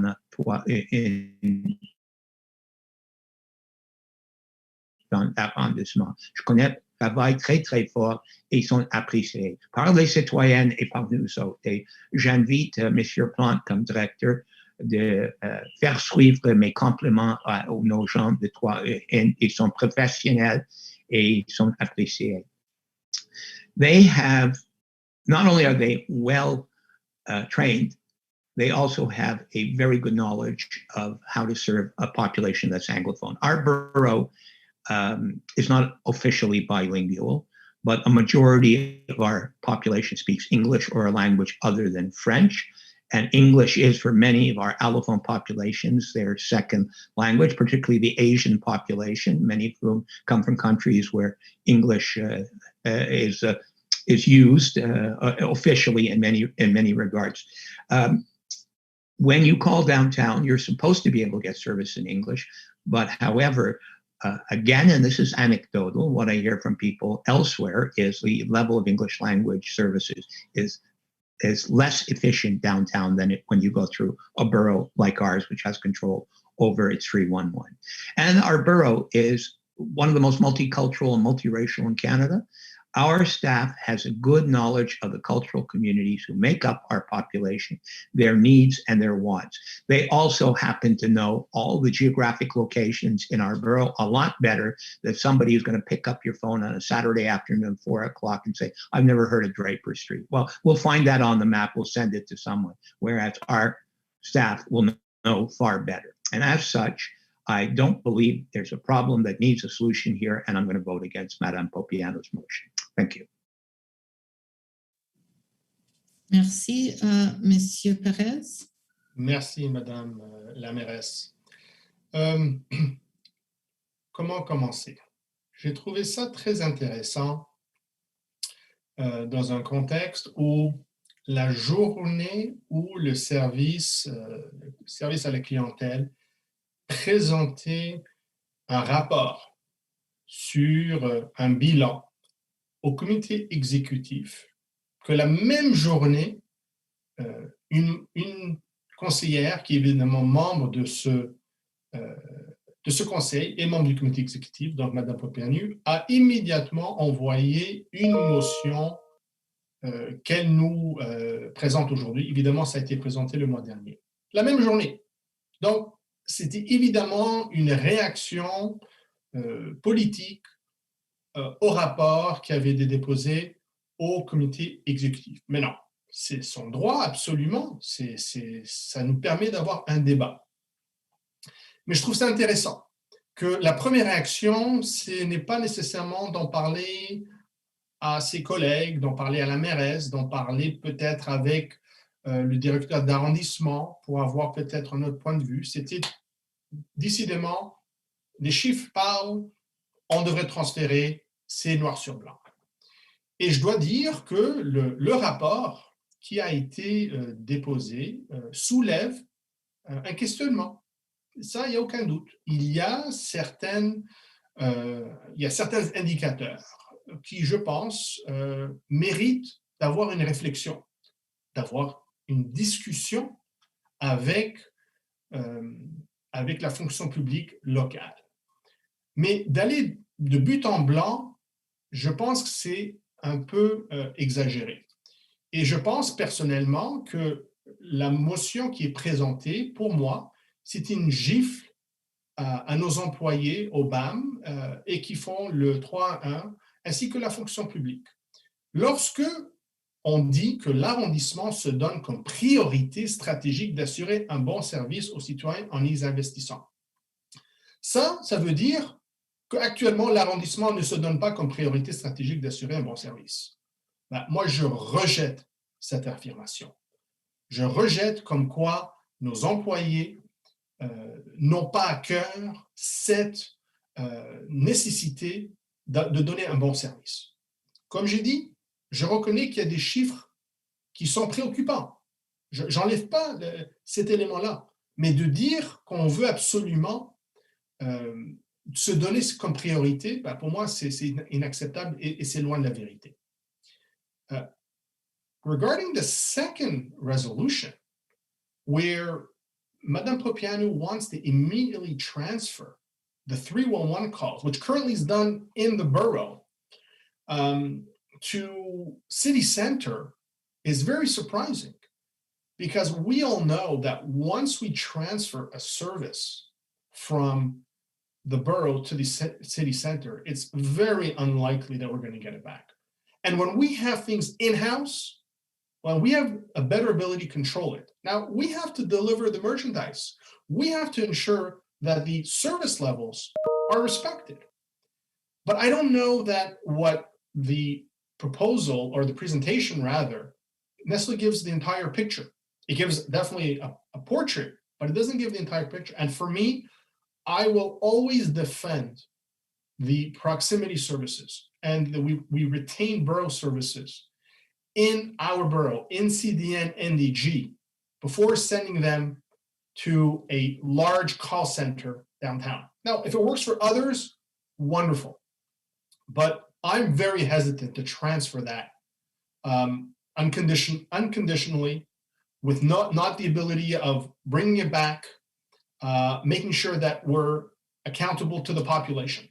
And I echo some of the comments that Mr. Rotrell made about the particularities of our borough, about how the people who can, in fact, know the intricacies, the particularities of different, neighborhoods and different streets.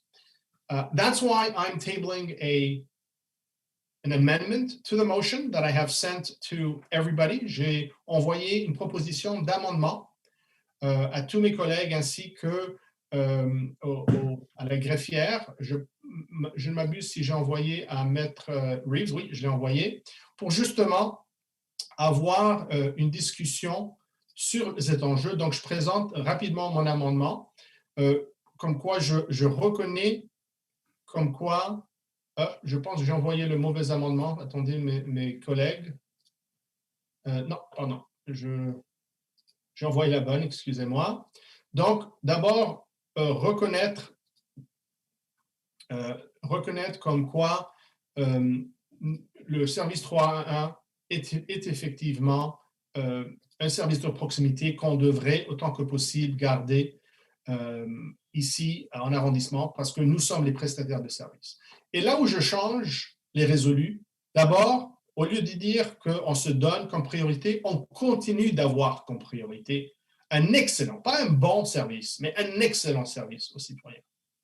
Deuxièmement, au lieu de transférer immédiatement aux centrales le service de 3.1, moi, ce que je pense, c'est qu'on devrait l'opportunité à donner la direction de l'arrondissement, de réévaluer et de nous revenir avec leur analyse, avec leurs commentaires.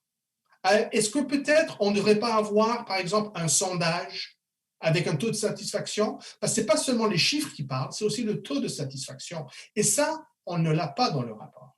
Et je pense que suite à cette analyse, suite à ce rapport, qu'il puisse revenir au mois de septembre, pour qu'on puisse ensuite avoir les deux côtés de la médaille, avoir toute l'information, ceux de la ville-centre, ceux du comité exécutif et de Mme Propianu, et de ceux qui sont dans les tranchées, qui sont là, qui servent nos citoyens sur une base quotidienne. Et je n'ai aucun doute qu'ils vont reconnaître des nécessités d'améliorer. Mais moi, je préfère leur donner l'opportunité de se présenter ça, de revenir à des recommandations et de garder ça chez nous. I would rather keep that in-house, allow the services the opportunity to, in fact, tell us how they think it could be improved, and to come back to us in September and give the recommendation. And if at that point we feel that it's all right to transfer, then that's fine. But we shouldn't rush it and simply because of one report. So I'll ask the chair to obviously handle the recommendation, the amendment for my colleagues. Thank you, merci.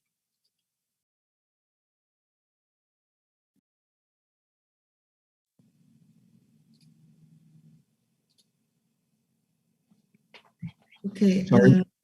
Sorry, just for clarity's sake, I understand the amendment replaces the second resolu in Madame Popiano's motion with several new resolus.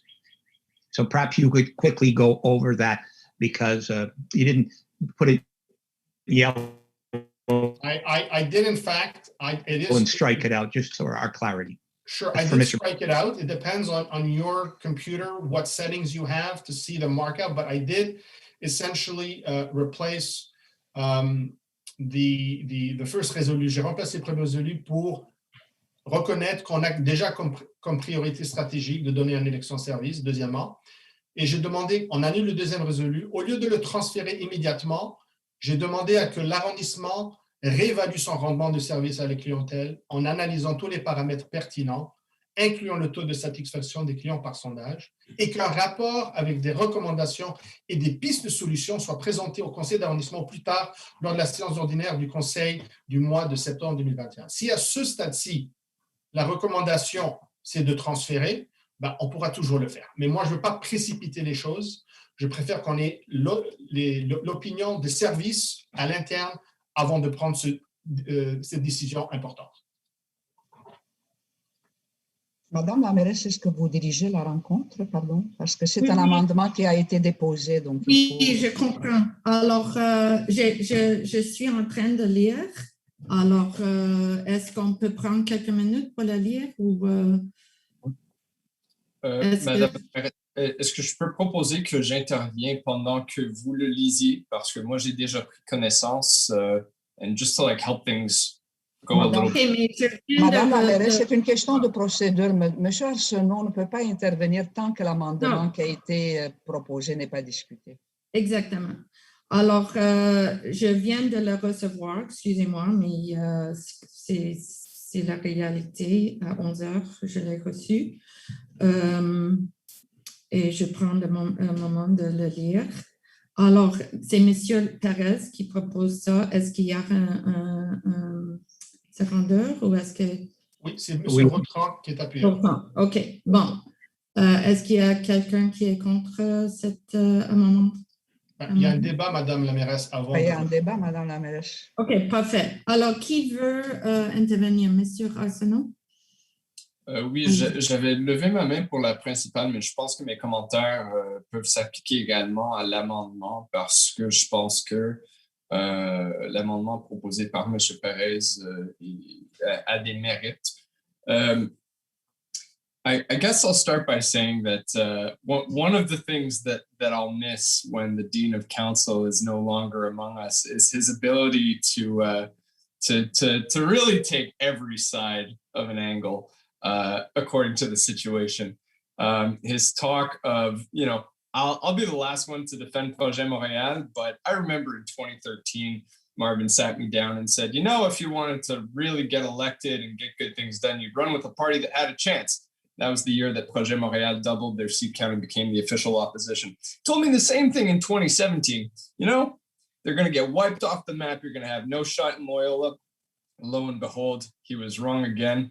I would note that both those times his own party was demolished at the polls. So I'm going to take Marvin's talk with a grain of salt, not least because he just joined the party of one of the most centralizing administrations in history. So Marvin, I don't know how you circle that square, but I'll leave that to you to consider, perhaps reflect upon during your retirement.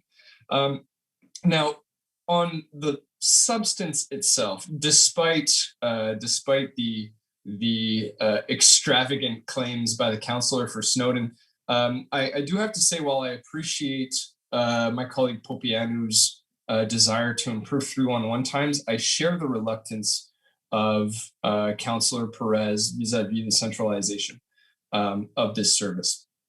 It is not at all proven to me beyond like a reasonable doubt that the original way to go is the right way.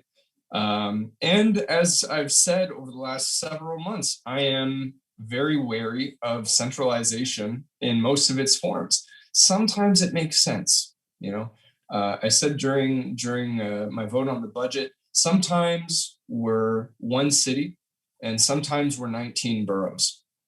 It is not at all clear to me that we're better served by a single centralized system than we would be by having greater resources in the borough, not only to respond to 311 complaints in the moment when they're being made and 311 calls, but to actually follow up on them through our different departments. That's one of the challenges here as well.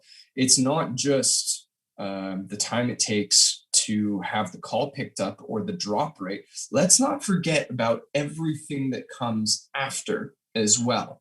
It makes no difference to a citizen if they spend 10 minutes on the phone and they have their problem filed away somewhere, if it then takes 6 to 12 months to fix the darn thing, right? So let's try and look at this from the broader perspective of the resources that we have to allocate to actually solving 311 issues when they're raised by residents.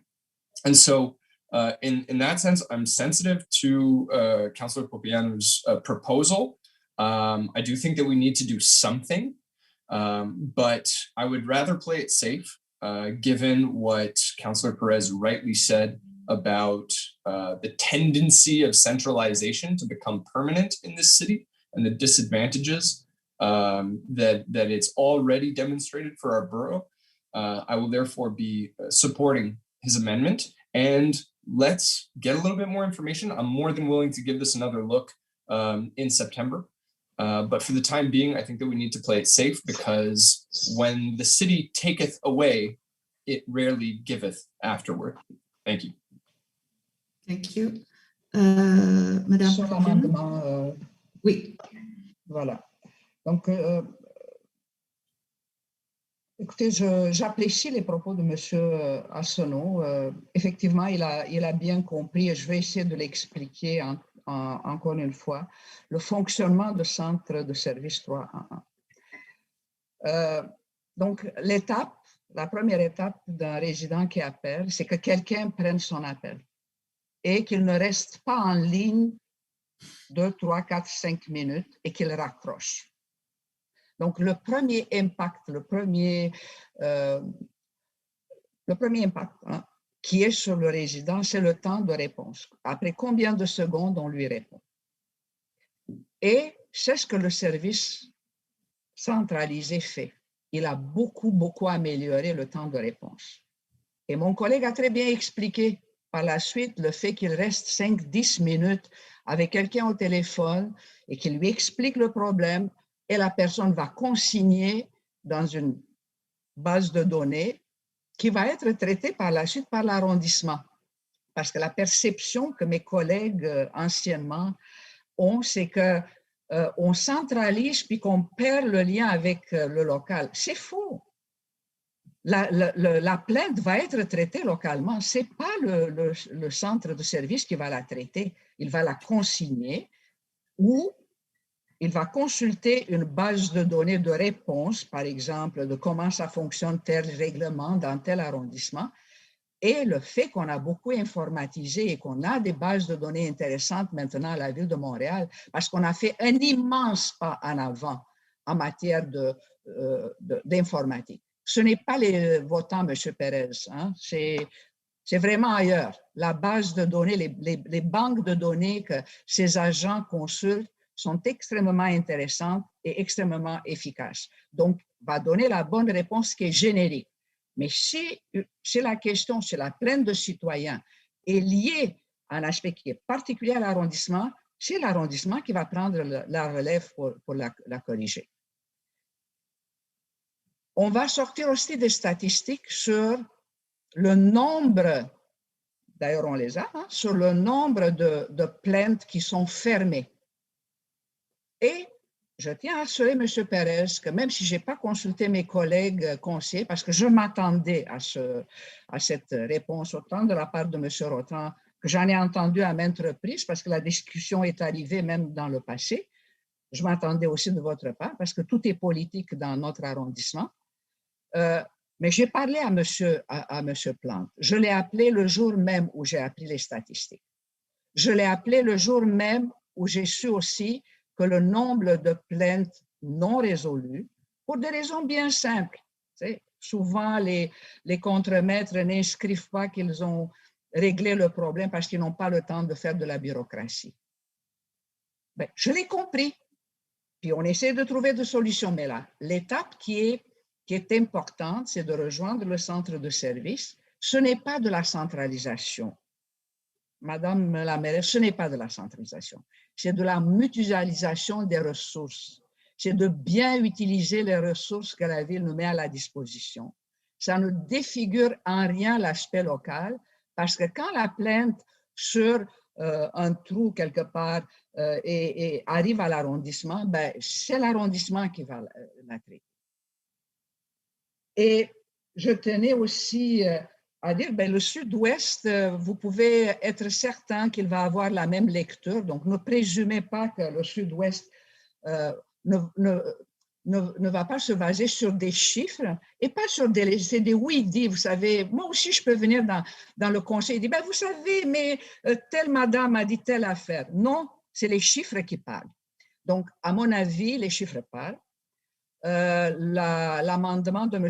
Perez défigure totalement ma proposition. Donc, ça change complètement le sens de ma proposition qui était très claire. Je souhaite améliorer le service de 3 en 1 dans l'arrondissement. Je souhaite qu'on intègre le centre de service intégré et l'amendement proposé, c'est donc je demande le vote sur l'amendement. Donc, Madame la mairesse, comme elle a demandé le vote, j'ai mon droit de réplique. Oui, allez-y. Merci. Je pense que tout le monde est d'accord qu'on veut s'assurer qu'on a un meilleur service, 3 à 1 autre citoyen. Encore une fois, on est d'accord sur les objectifs.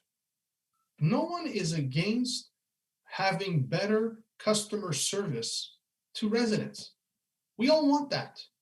The question is, how do we go about it? Do we go about it as Madame Propiano is recommending, that there is one report from City Center that took a look at all 19 boroughs, which do raise questions. No one is debating that. No one is denying that about the service level in our borough. But her reaction is to immediately ask for the transfer to City Center. And we know from experience that once you transfer, local services to City Center, you're not getting them back. And if you are, it's going to be very hard. So as someone who prefers to ensure that we retain as much control in-house in our services, in our borough of CDN-NDG, I'm going to be very reluctant to transfer. So I'm going to give the benefit of the doubt to our public service. I'm going to ask for their input, which I did not receive, and to get them to explain how they view their results. Are there specific ways to be able to improve that? Is perhaps adding one person going to help tremendously? Will that make the difference? If adding, $70,000 to $80,000 a year will improve our stats, I'm willing to give that a shot to be able to retain the control, so that if I get a call from someone, from a citizen, and I speak to the borough director, he can call the person who answered and say, what's going on here? What happened? Good luck doing that to a call center that are dealing with hundreds of citizens. And that's fine. If it works for other places, then wonderful. I like to think that CDN-NDG is a little special. I think the makeup of the city council shows that it's pretty special and different than other places in Montreal.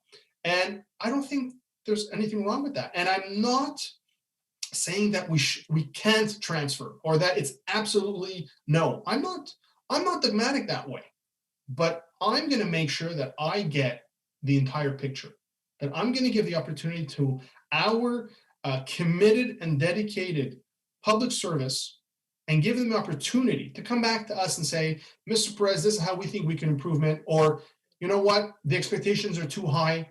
Let's transfer because it's not worth the added cost. And I'm willing to make that decision, but not today and not under these circumstances. So I invite everybody to vote in favor of the amendment if you believe in local services provided locally. Thank you.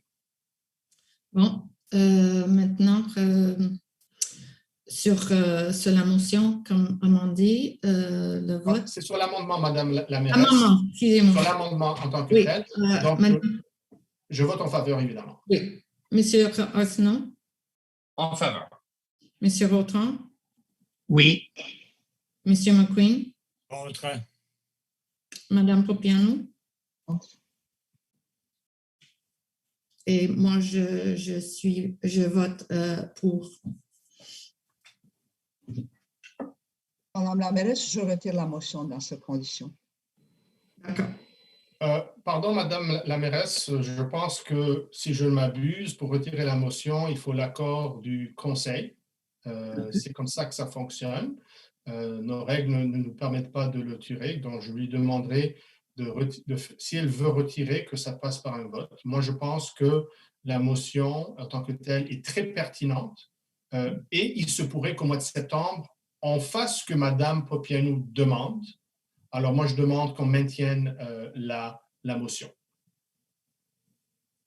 Alors, Madame Reed, Madame, est-ce qu'on doit voter sur le propos de Madame Popiano de retirer sa motion, c'est ça? Oui, effectivement. OK. Alors, vous êtes contre, Monsieur Perez, Monsieur Arsenault? Contre le retrait de la motion, pardon. Monsieur Vautrin? Contre. Et Monsieur McQueen? Pour le retrait. Et Madame Popiano, évidemment, pour. Alors, c'est rejeté, cette retraite. Et pour la demande de retrait, le secondaire serait qui? Ce sera moi. D'accord. donc, je demande le vote sur la motion telle qu'amendée, Madame la mairesse. D'accord. Alors, Monsieur Perez? Pour. Madame Popiano? Pour. Monsieur Arsenault? Pour. Monsieur Vautrin? Oui. Monsieur McQueen? Pour. Donc, c'est adopté. Adopté à l'unanimité. Je suis pour aussi. Vous êtes pour, vous allez voter pour cette motion-là. Adopté à l'unanimité. Adopté à l'unanimité. Merci. OK. Nous sommes contre 6502. Oui, motion pour l'élaboration d'un plan local de déplacement 2022-2027 pour l'arrondissement. C'est proposé par Madame Popiano. Oui, c'est proposé par moi de nouveau. C'est la Et deuxième appuyé fois que par oui. Monsieur Arsenault. Oui, exact. C'est la deuxième fois qu'on dépose cette motion. Je vais vous la présenter de nouveau. Donc, d'ailleurs, je l'ai évoqué lors de mon argumentaire pour la piste cyclable Terrebonne. Je considère extrêmement important d'avancer parce que c'est ça ce que je n'ai pas besoin de vous expliquer tous les attendus. Je vais vous épargner, c'est 11h23. Tous les attendus et tous les enjeux qui sont liés, vous l'avez d'ailleurs bien expliqué, Madame la mairesse, tous les enjeux qui sont liés au transport actif, à la diminution de la pollution, à une responsabilité de carboneutralité qu'on devrait tous avoir, que plusieurs arrondissements se sont dotés d'un plan de déplacement local, que nous sommes en retard comme d'habitude. C'est le dernier plan de déplacement a été effectué par le conseiller Warren Allman, mais c'était dans son temps. Et que nous nous sommes engagés collectivement. Tout le monde a voté le plan de développement durable de l'arrondissement et que dans ce plan de développement durable, nous nous sommes engagés d'augmenter la part modale des déplacements à pied, à vélo ou en transport en commun et qu'on s'est donné même des cibles claires de créer un plan local de mobilité pour 2021, le déposer et que d'établir un diagnostic et procéder à une consultation publique, une consultation en 2019-2020. Donc, vous voyez, nous sommes 2 ans en retard. Les services nous ont dit, d'ailleurs, c'est pour ça que j'ai redéposé la motion, qu'ils nous ramenaient comme dans 2024-2025 et mes collègues semblaient d'accord avec cet échéancier. Il me semble totalement inacceptable de ne pas avoir un plan local de déplacement, un plan local qui va nous permettre d'établir le réseau de pistes cyclables, mais qui va être basé sur des données concrètes, des spécialistes qui vont faire des études et aussi sur des consultations publiques qui sont aussi tenues par des spécialistes, pas par des politiciens en campagne électorale. Donc, mon souhait, c'est de faire un travail professionnel, de mandater les services, de bien étudier, de bien consulter en amont de toute décision qu'on prend ou que les élus vont prendre en matière de mobilité, en matière de déplacement. Donc, je propose, en réalité, les résolutions sont très simples, d'accélérer le processus qui est déjà en cours, hein, on a compris qu'il est déjà en cours, mais de déposer le plan local de déplacement d'ici le 1er avril 2022 et que dans ce temps-ci, en amont, on fasse la cueillette, l'analyse des données ou au moins démarrer l'analyse de données. Parce que je suis consciente, on ne va pas pouvoir le faire pour tous les arrondissements, mais au moins qu'on donne des mandats clairs au service pour ne plus vivre la situation de la piste cyclable de Terrebonne. Merci. Merci beaucoup. Est-ce que quelqu'un d'autre... Oh oui, votre main. Je ne vois pas votre main. OK, allez-y. Merci, Madame la mairesse. J'aimerais d'abord remercier Madame Popiano et Monsieur Arsenault d'avoir présenté une motion qui reflète ce que j'avais soulevé lors de la première mouture de cette motion. Spécifiquement, comme quoi ils reconnaissent dans les attendus, c'est l'avant-dernier attendu, comme quoi les 3 derniers avant attendus, comme quoi l'arrondissement avait déjà adopté en 2018 le plan local de développement durable 2019-2022, où justement on s'engageait à augmenter la part modale des déplacements à pied, vélo ou en transport et adopter un plan local de mobilité. Comme a été soulevé dans le temps,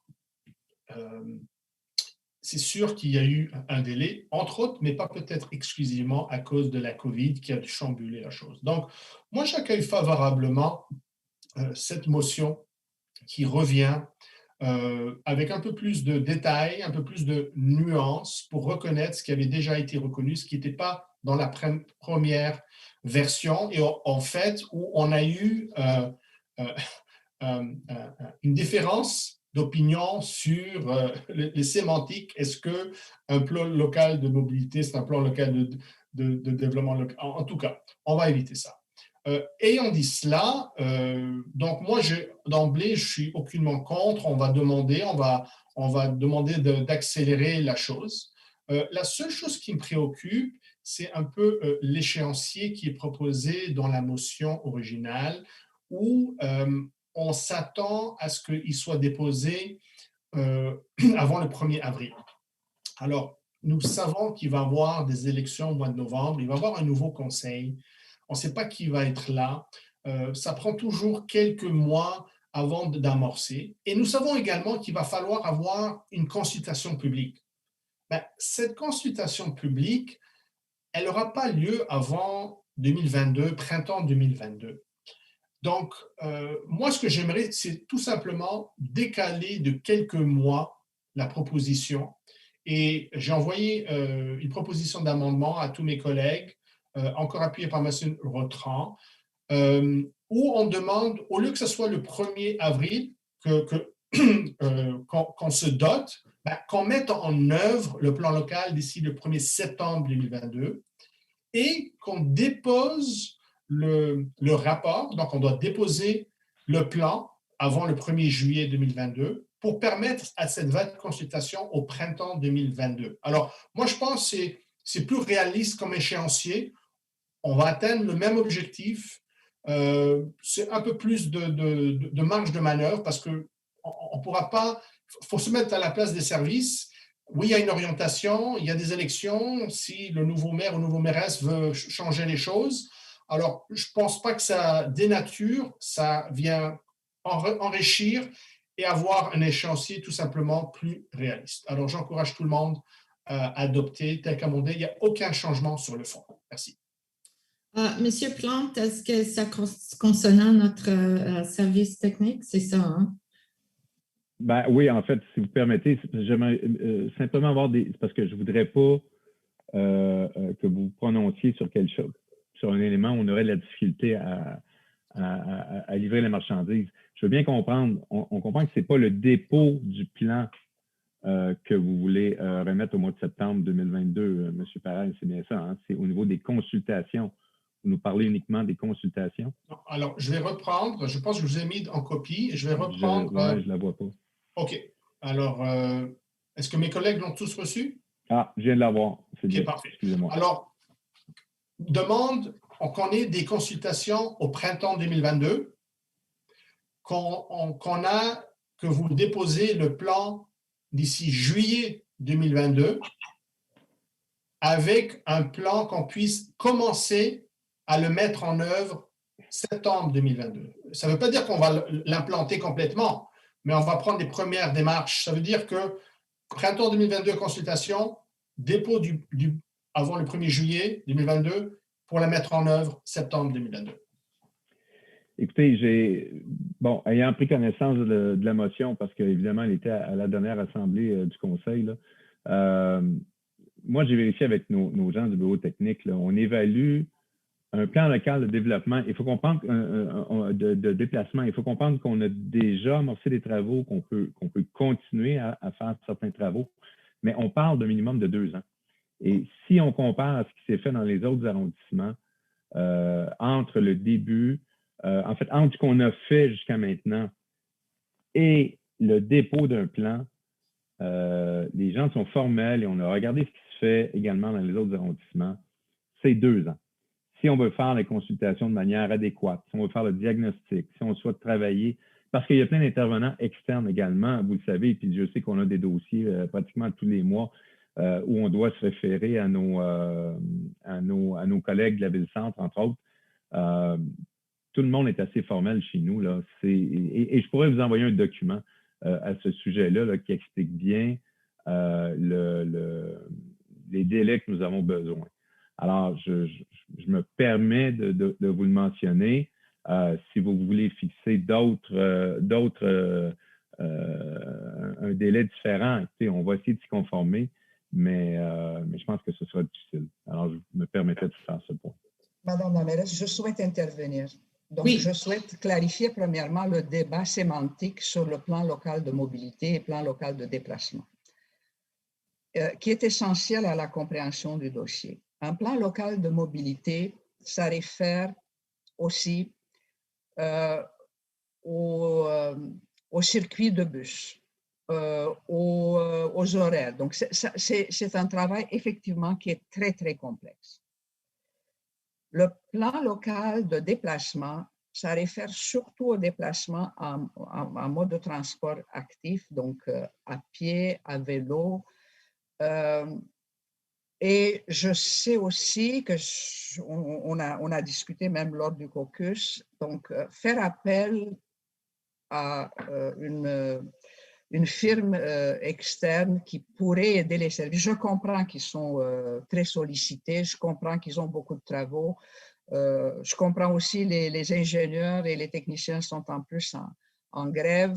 On ne sait pas combien de temps la grève va durer, donc il y a beaucoup de choses. Mais on peut faire appel. Il y a des spécialistes, il y a des firmes qui sont spécialisées à faire l'analyse, à gérer les consultations publiques. On a d'ailleurs fait appel pour la piétonisation de la rue Jean-Briand. On a fait appel à une firme externe. Donc, c'est pour ça que je demande à mes collègues donc, de mettre un échéancier qui est un peu plus ambitieux. Là, je suis d'accord avec la proposition d'amendement de M. Pérez d'élargir le délai, mais je ne crois pas qu'on peut se permettre à cette étape au moins de faire l'analyse des pistes cyclables, des déplacements, des liens en vélo, de retarder de 2 ans pour faire un plan dans 4 ans. Okay.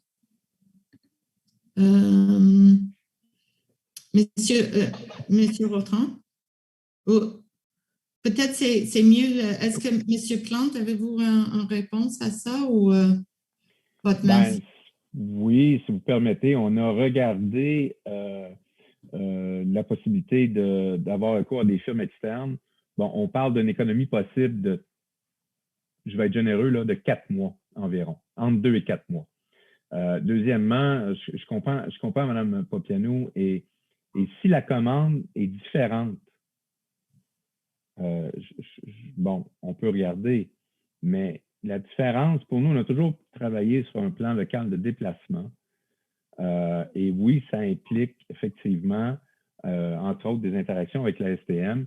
Alors, si l'arrondissement souhaite se doter d'un plan local de déplacement, et c'est la commande que nous avions, bien, à ce moment-là, moi, je ne peux pas recommander qu'on aille à moins de 2 ans.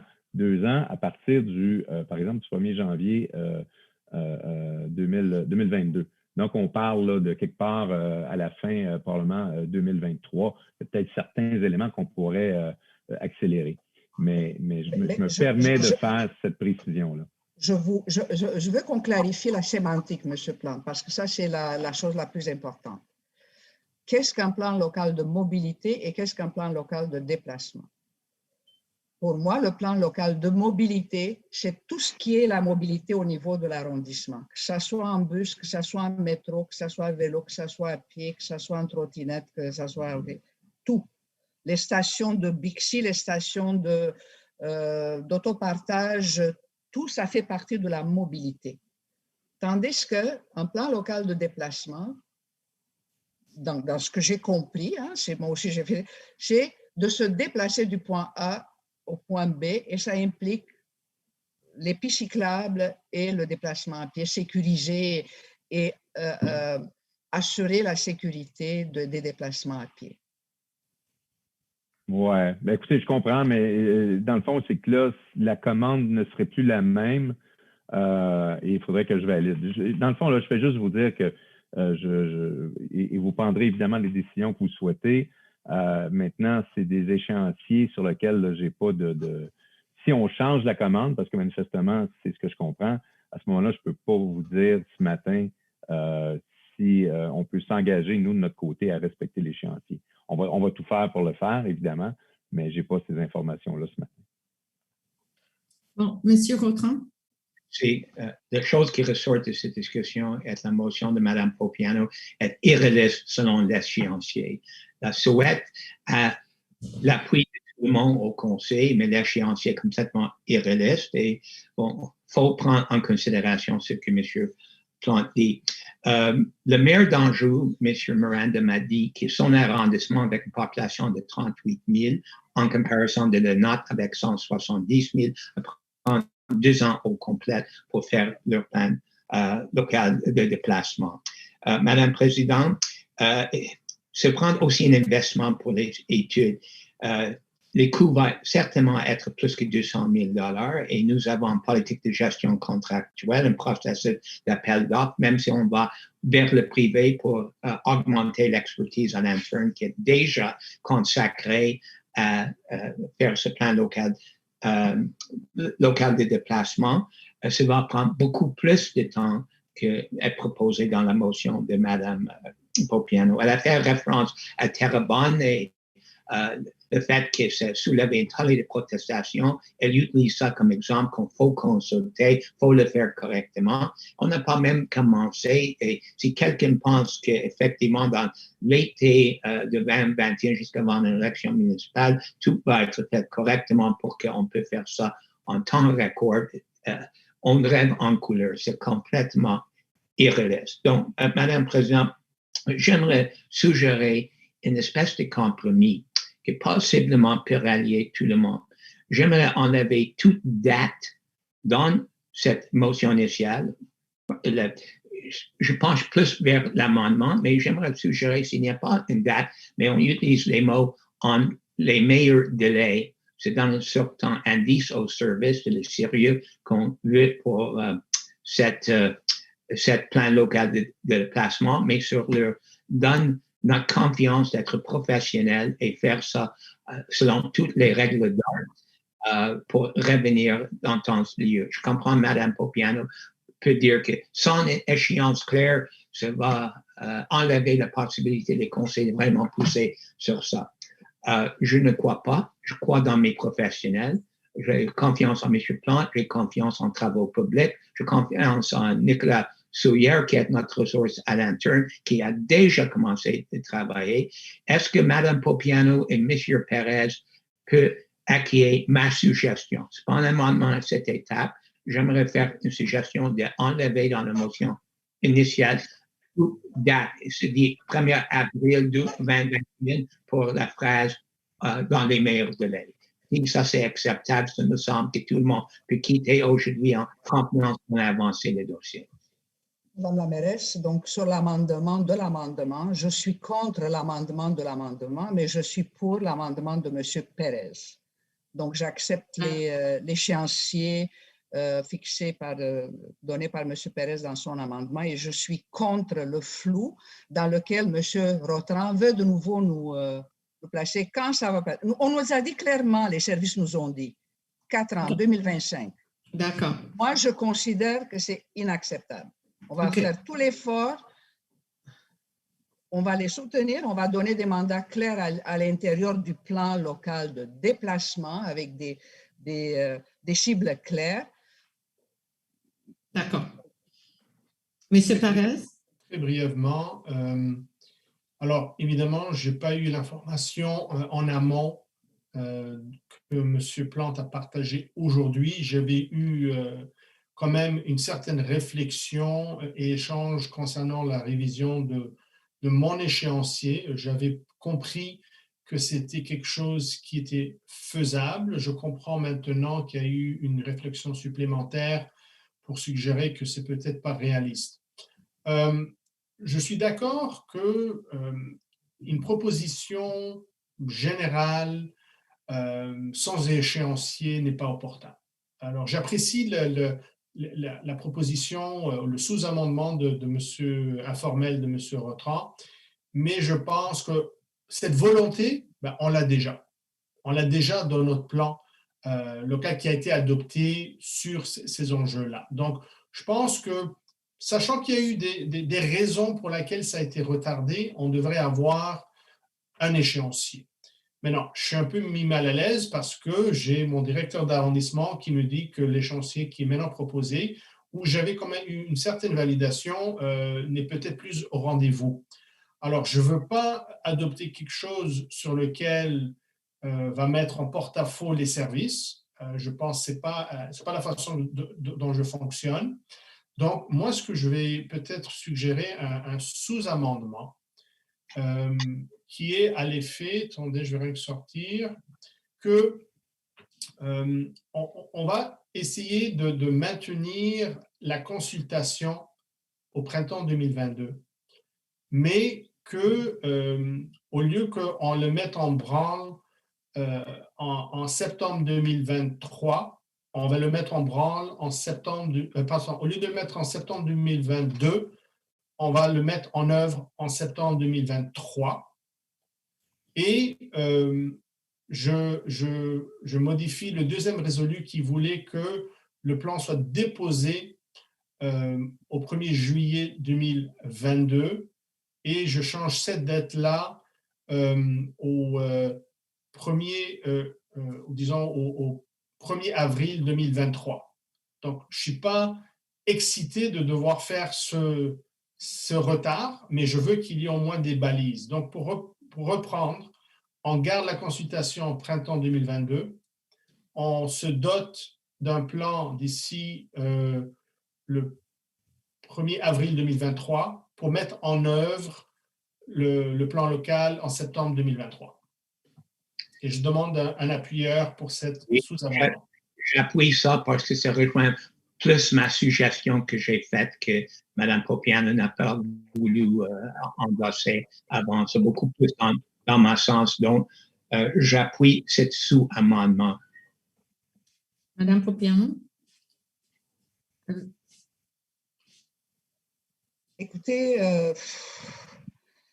je vous entends. D'ailleurs, vous avez enlevé de la motion la ligne de mandater une firme ayant expertise dans le domaine pour l'organisation d'une vaste consultation publique. Vous souhaitez que ça se fasse à l'interne. Moi, je crois que ça apporte beaucoup de retard et puis que nous n'avons pas les moyens, nous n'avons pas la capacité de faire une consultation publique de ça. Je vois donc le fait que vous ne souhaitez pas que la consultation publique soit menée, on peut les faire en étapes. Donc, on peut avoir les données, donc toutes les études techniques préalables, faire la consultation publique presque en même temps. Il me semble que les délais sont trop longs. Sont trop longs. Je comprends les inquiétudes de M. Plante. Je comprends qu'il sait la capacité des services de fournir pour répondre à la demande, à la motion. Mais je considère que on avait des surplus budgétaires, on avait fait une planification des surplus budgétaires et la question de la mobilité, de la sécurité, elle a été abordée. Moi, je considère qu'on a la possibilité de payer une firme externe qui pourrait nous aider dans toute cette période et de ne pas retarder indûment la mise en place. Ça va nous aider parce que toutes les décisions qu'on va prendre sur les pistes cyclables, les pressions sur la mise en place de réseaux cyclables vont être là pour vous, on ne sait pas là pour qui, pour les prochains élus. La pression va être là. On va de nouveau prendre des décisions sans avoir les données préalables et sans avoir le input. Je vous ai dit, on peut travailler à limiter le mandat, là, au lieu de faire tout le plan, au moins qu'on donne le plan de réseau cyclable de l'arrondissement dans les délais qu'on vous a demandé. Donc, je vois 3 mains maintenant. Alors, Monsieur Perez. Oui, très rapidement, j'ai biffé cette partie-là, pas parce que je suis contre qu'on puisse utiliser des firmes externes, mais ça n'exclut pas cette possibilité, mais je ne voulais pas l'exiger. Alors, je préfère donner la flexibilité au service de pouvoir ou bien coordonner, faire une volée ou bien carrément mandater à une firme externe. Mais même si on veut mandater à une firme externe, il va y avoir beaucoup d'efforts à l'interne.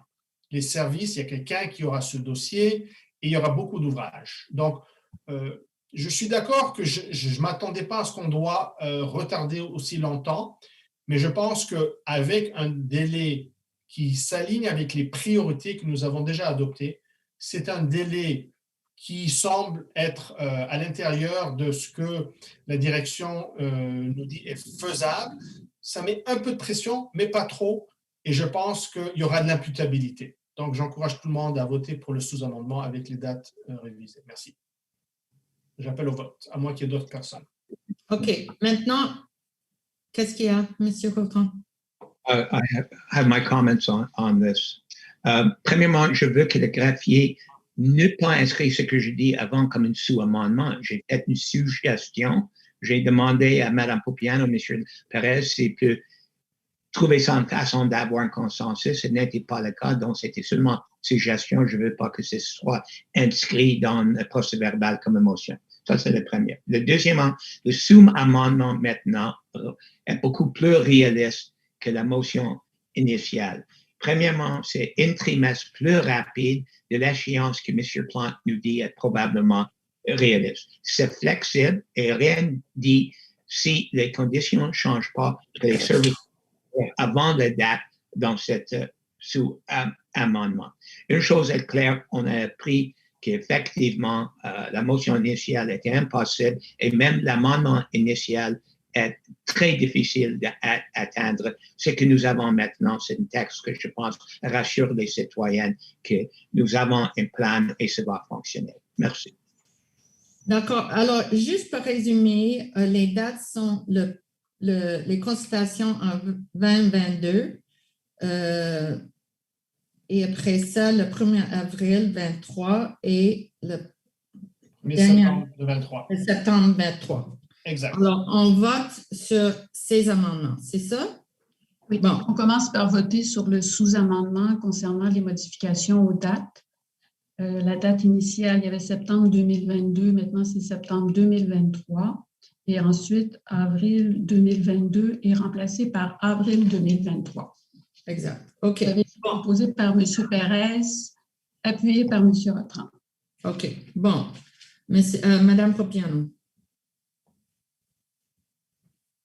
Je suis contre le sous-amendement, mais je suis pour l'amendement. Donc, la motion telle qu'elle a été présentée par M. Perez, l'amendement qui a été présenté par M. Perez. C'est pas une période d'intervention, oui ou non? Oui, on vote sur le... Seulement, est-ce que vous me permettez de clarifier, M. Rotran? Non, parce que c'est pas... Excusez-moi, M. Rotran. On vote maintenant sur les changements. Comme Mme Reeves a expliqué, on vote sur ça, oui ou non? Est-ce que vous êtes contre ou pour? Je suis contre. D'accord. M. Perez? Pour. M. Rotran? Oui. M. Rossinon? Non. M. McQueen? Non. Et moi, je suis contre. Alors... Parfait. Alors, on revient au sous-amendement. Oui, on revient à l'amendement. Amendement. Le sous-amendement est rejeté à la majorité. Exactement. Maintenant, le sous-amendement, Mme Popiano. Le sous-amendement, on l'a voté, Mme Ramirez. Maintenant, on est sur l'amendement. Donc, exactement. La motion amendée telle que M. Perez l'a proposée en premier. Exactement. OK. Donc, je suis pour. OK. M. Perez. Je voudrais faire un petit droit de réplique avant de passer au vote. Ça va être une phrase. Évidemment, je suis dans une situation un peu précaire où j'ai demandé un sous-amendement qui a été rejeté. Moi, je croyais que mon amendement initial était faisable. C'est de l'information que j'avais. Je prends acte des propos et je pense qu'on devrait pousser la chose pour ensuite permettre au nouveau Conseil de faire des ajustements s'il y a besoin. Je termine mon droit de réplique et oui, je vote en faveur de l'amendement. D'accord. Monsieur Rotran. Oui. Monsieur Rossinon. Oui. Monsieur McQueen. Oui. Et moi, je suis d'accord aussi. Alors, c'est adopté à l'unanimité. Donc, la proposition telle qu'amendée est adoptée à l'unanimité? Exactement. Parfait. Avec le premier amendement de M. Perez. Oui. Bon, c'est clair pour tout le monde? It's clear as mud, comme on dit en anglais. OK, 6502, non, excuse-moi, 6503, la dernière motion. Oui, il s'agit de la motion relativement à la violence faite aux femmes. Bon, alors, je dépose aujourd'hui une motion afin que l'arrondissement reconnaisse l'importance de la problématique qu'est la violence faite aux femmes dans notre société. Nous désirons ainsi sensibiliser la population face à cette problématique et s'engager dans les actions concrètes pour lutter contre ce fléau social. Le Québec déplore une hausse inquiétante de féminicides depuis le début de l'année 2021, avec 13 féminicides en 6 mois par rapport à une douzaine en 2020. In the past year, we've observed a dramatic hike in femicides. Alone in the first 6 months of 2021, 13 women have died at the hands of violent men in Quebec. That's a staggering number. Last year, 12 women were murdered by men they knew.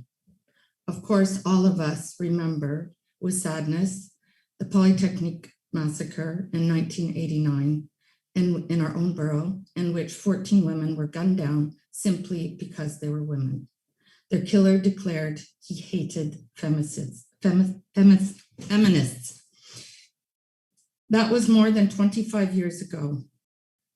And in my mandate, I worked with women's groups to change the plaque at Place du 6 Décembre to call this murder what it was, an anti-feminist attack. It wasn't easy getting that accomplished. There was pushback. And there continues to be a clear feminist backlash in all spheres of life. I am often approached by young women in professions like law, medicine, engineering, and of course, politics, who are still expected to behave in a certain way. And if they don't, they're overlooked for promotions, or they suffer sexual, psychological, and verbal harassment. It's not just happening in professions, of course, it's happening in our homes, on our streets, on sports fields, in every sphere of life where we see or where we find women. As an incest survivor and survivor of sexual assault, I have fought against violence against women in society my entire adult life. In 2014, I created the hashtag #BeingRapedNeverReported, which was tweeted 10 million times in the first 48 hours. It went viral. It went around the world. Hundreds of women contacted me with their stories of rape, of violence, of incest. I continue to this day to meet women who tell me it was my story, my hashtag, that helped them shed their shame and face their own abuse. The latest was just last night at a bar I went to after council. It's discouraging to see that so little has changed. Women experience violence in the workplace, in their homes, like I said, in public spaces, on the buses, on public transit. It is past time for men to take responsibility. We're tired. We're so tired of doing the heavy lifting. And frankly, I'm disappointed that councillors had a chance yesterday to literally put their money where their mouths were and contribute to an upcoming conference on violence against women at the University of Montreal.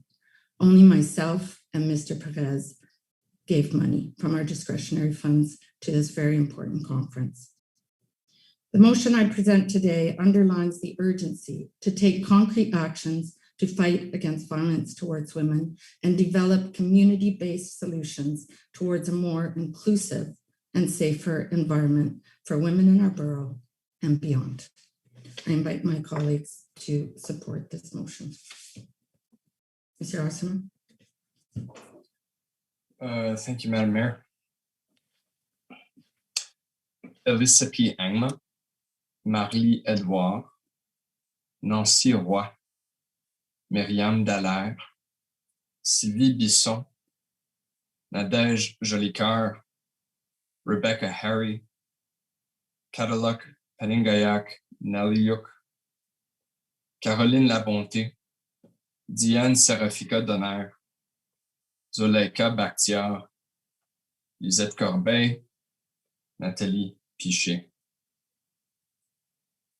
It seems that June is shaping up to be the month where we reiterate our opposition to an increasingly long list of things that have no place in a civilized society, yet are making a scary resurgence or coming into the light more clearly.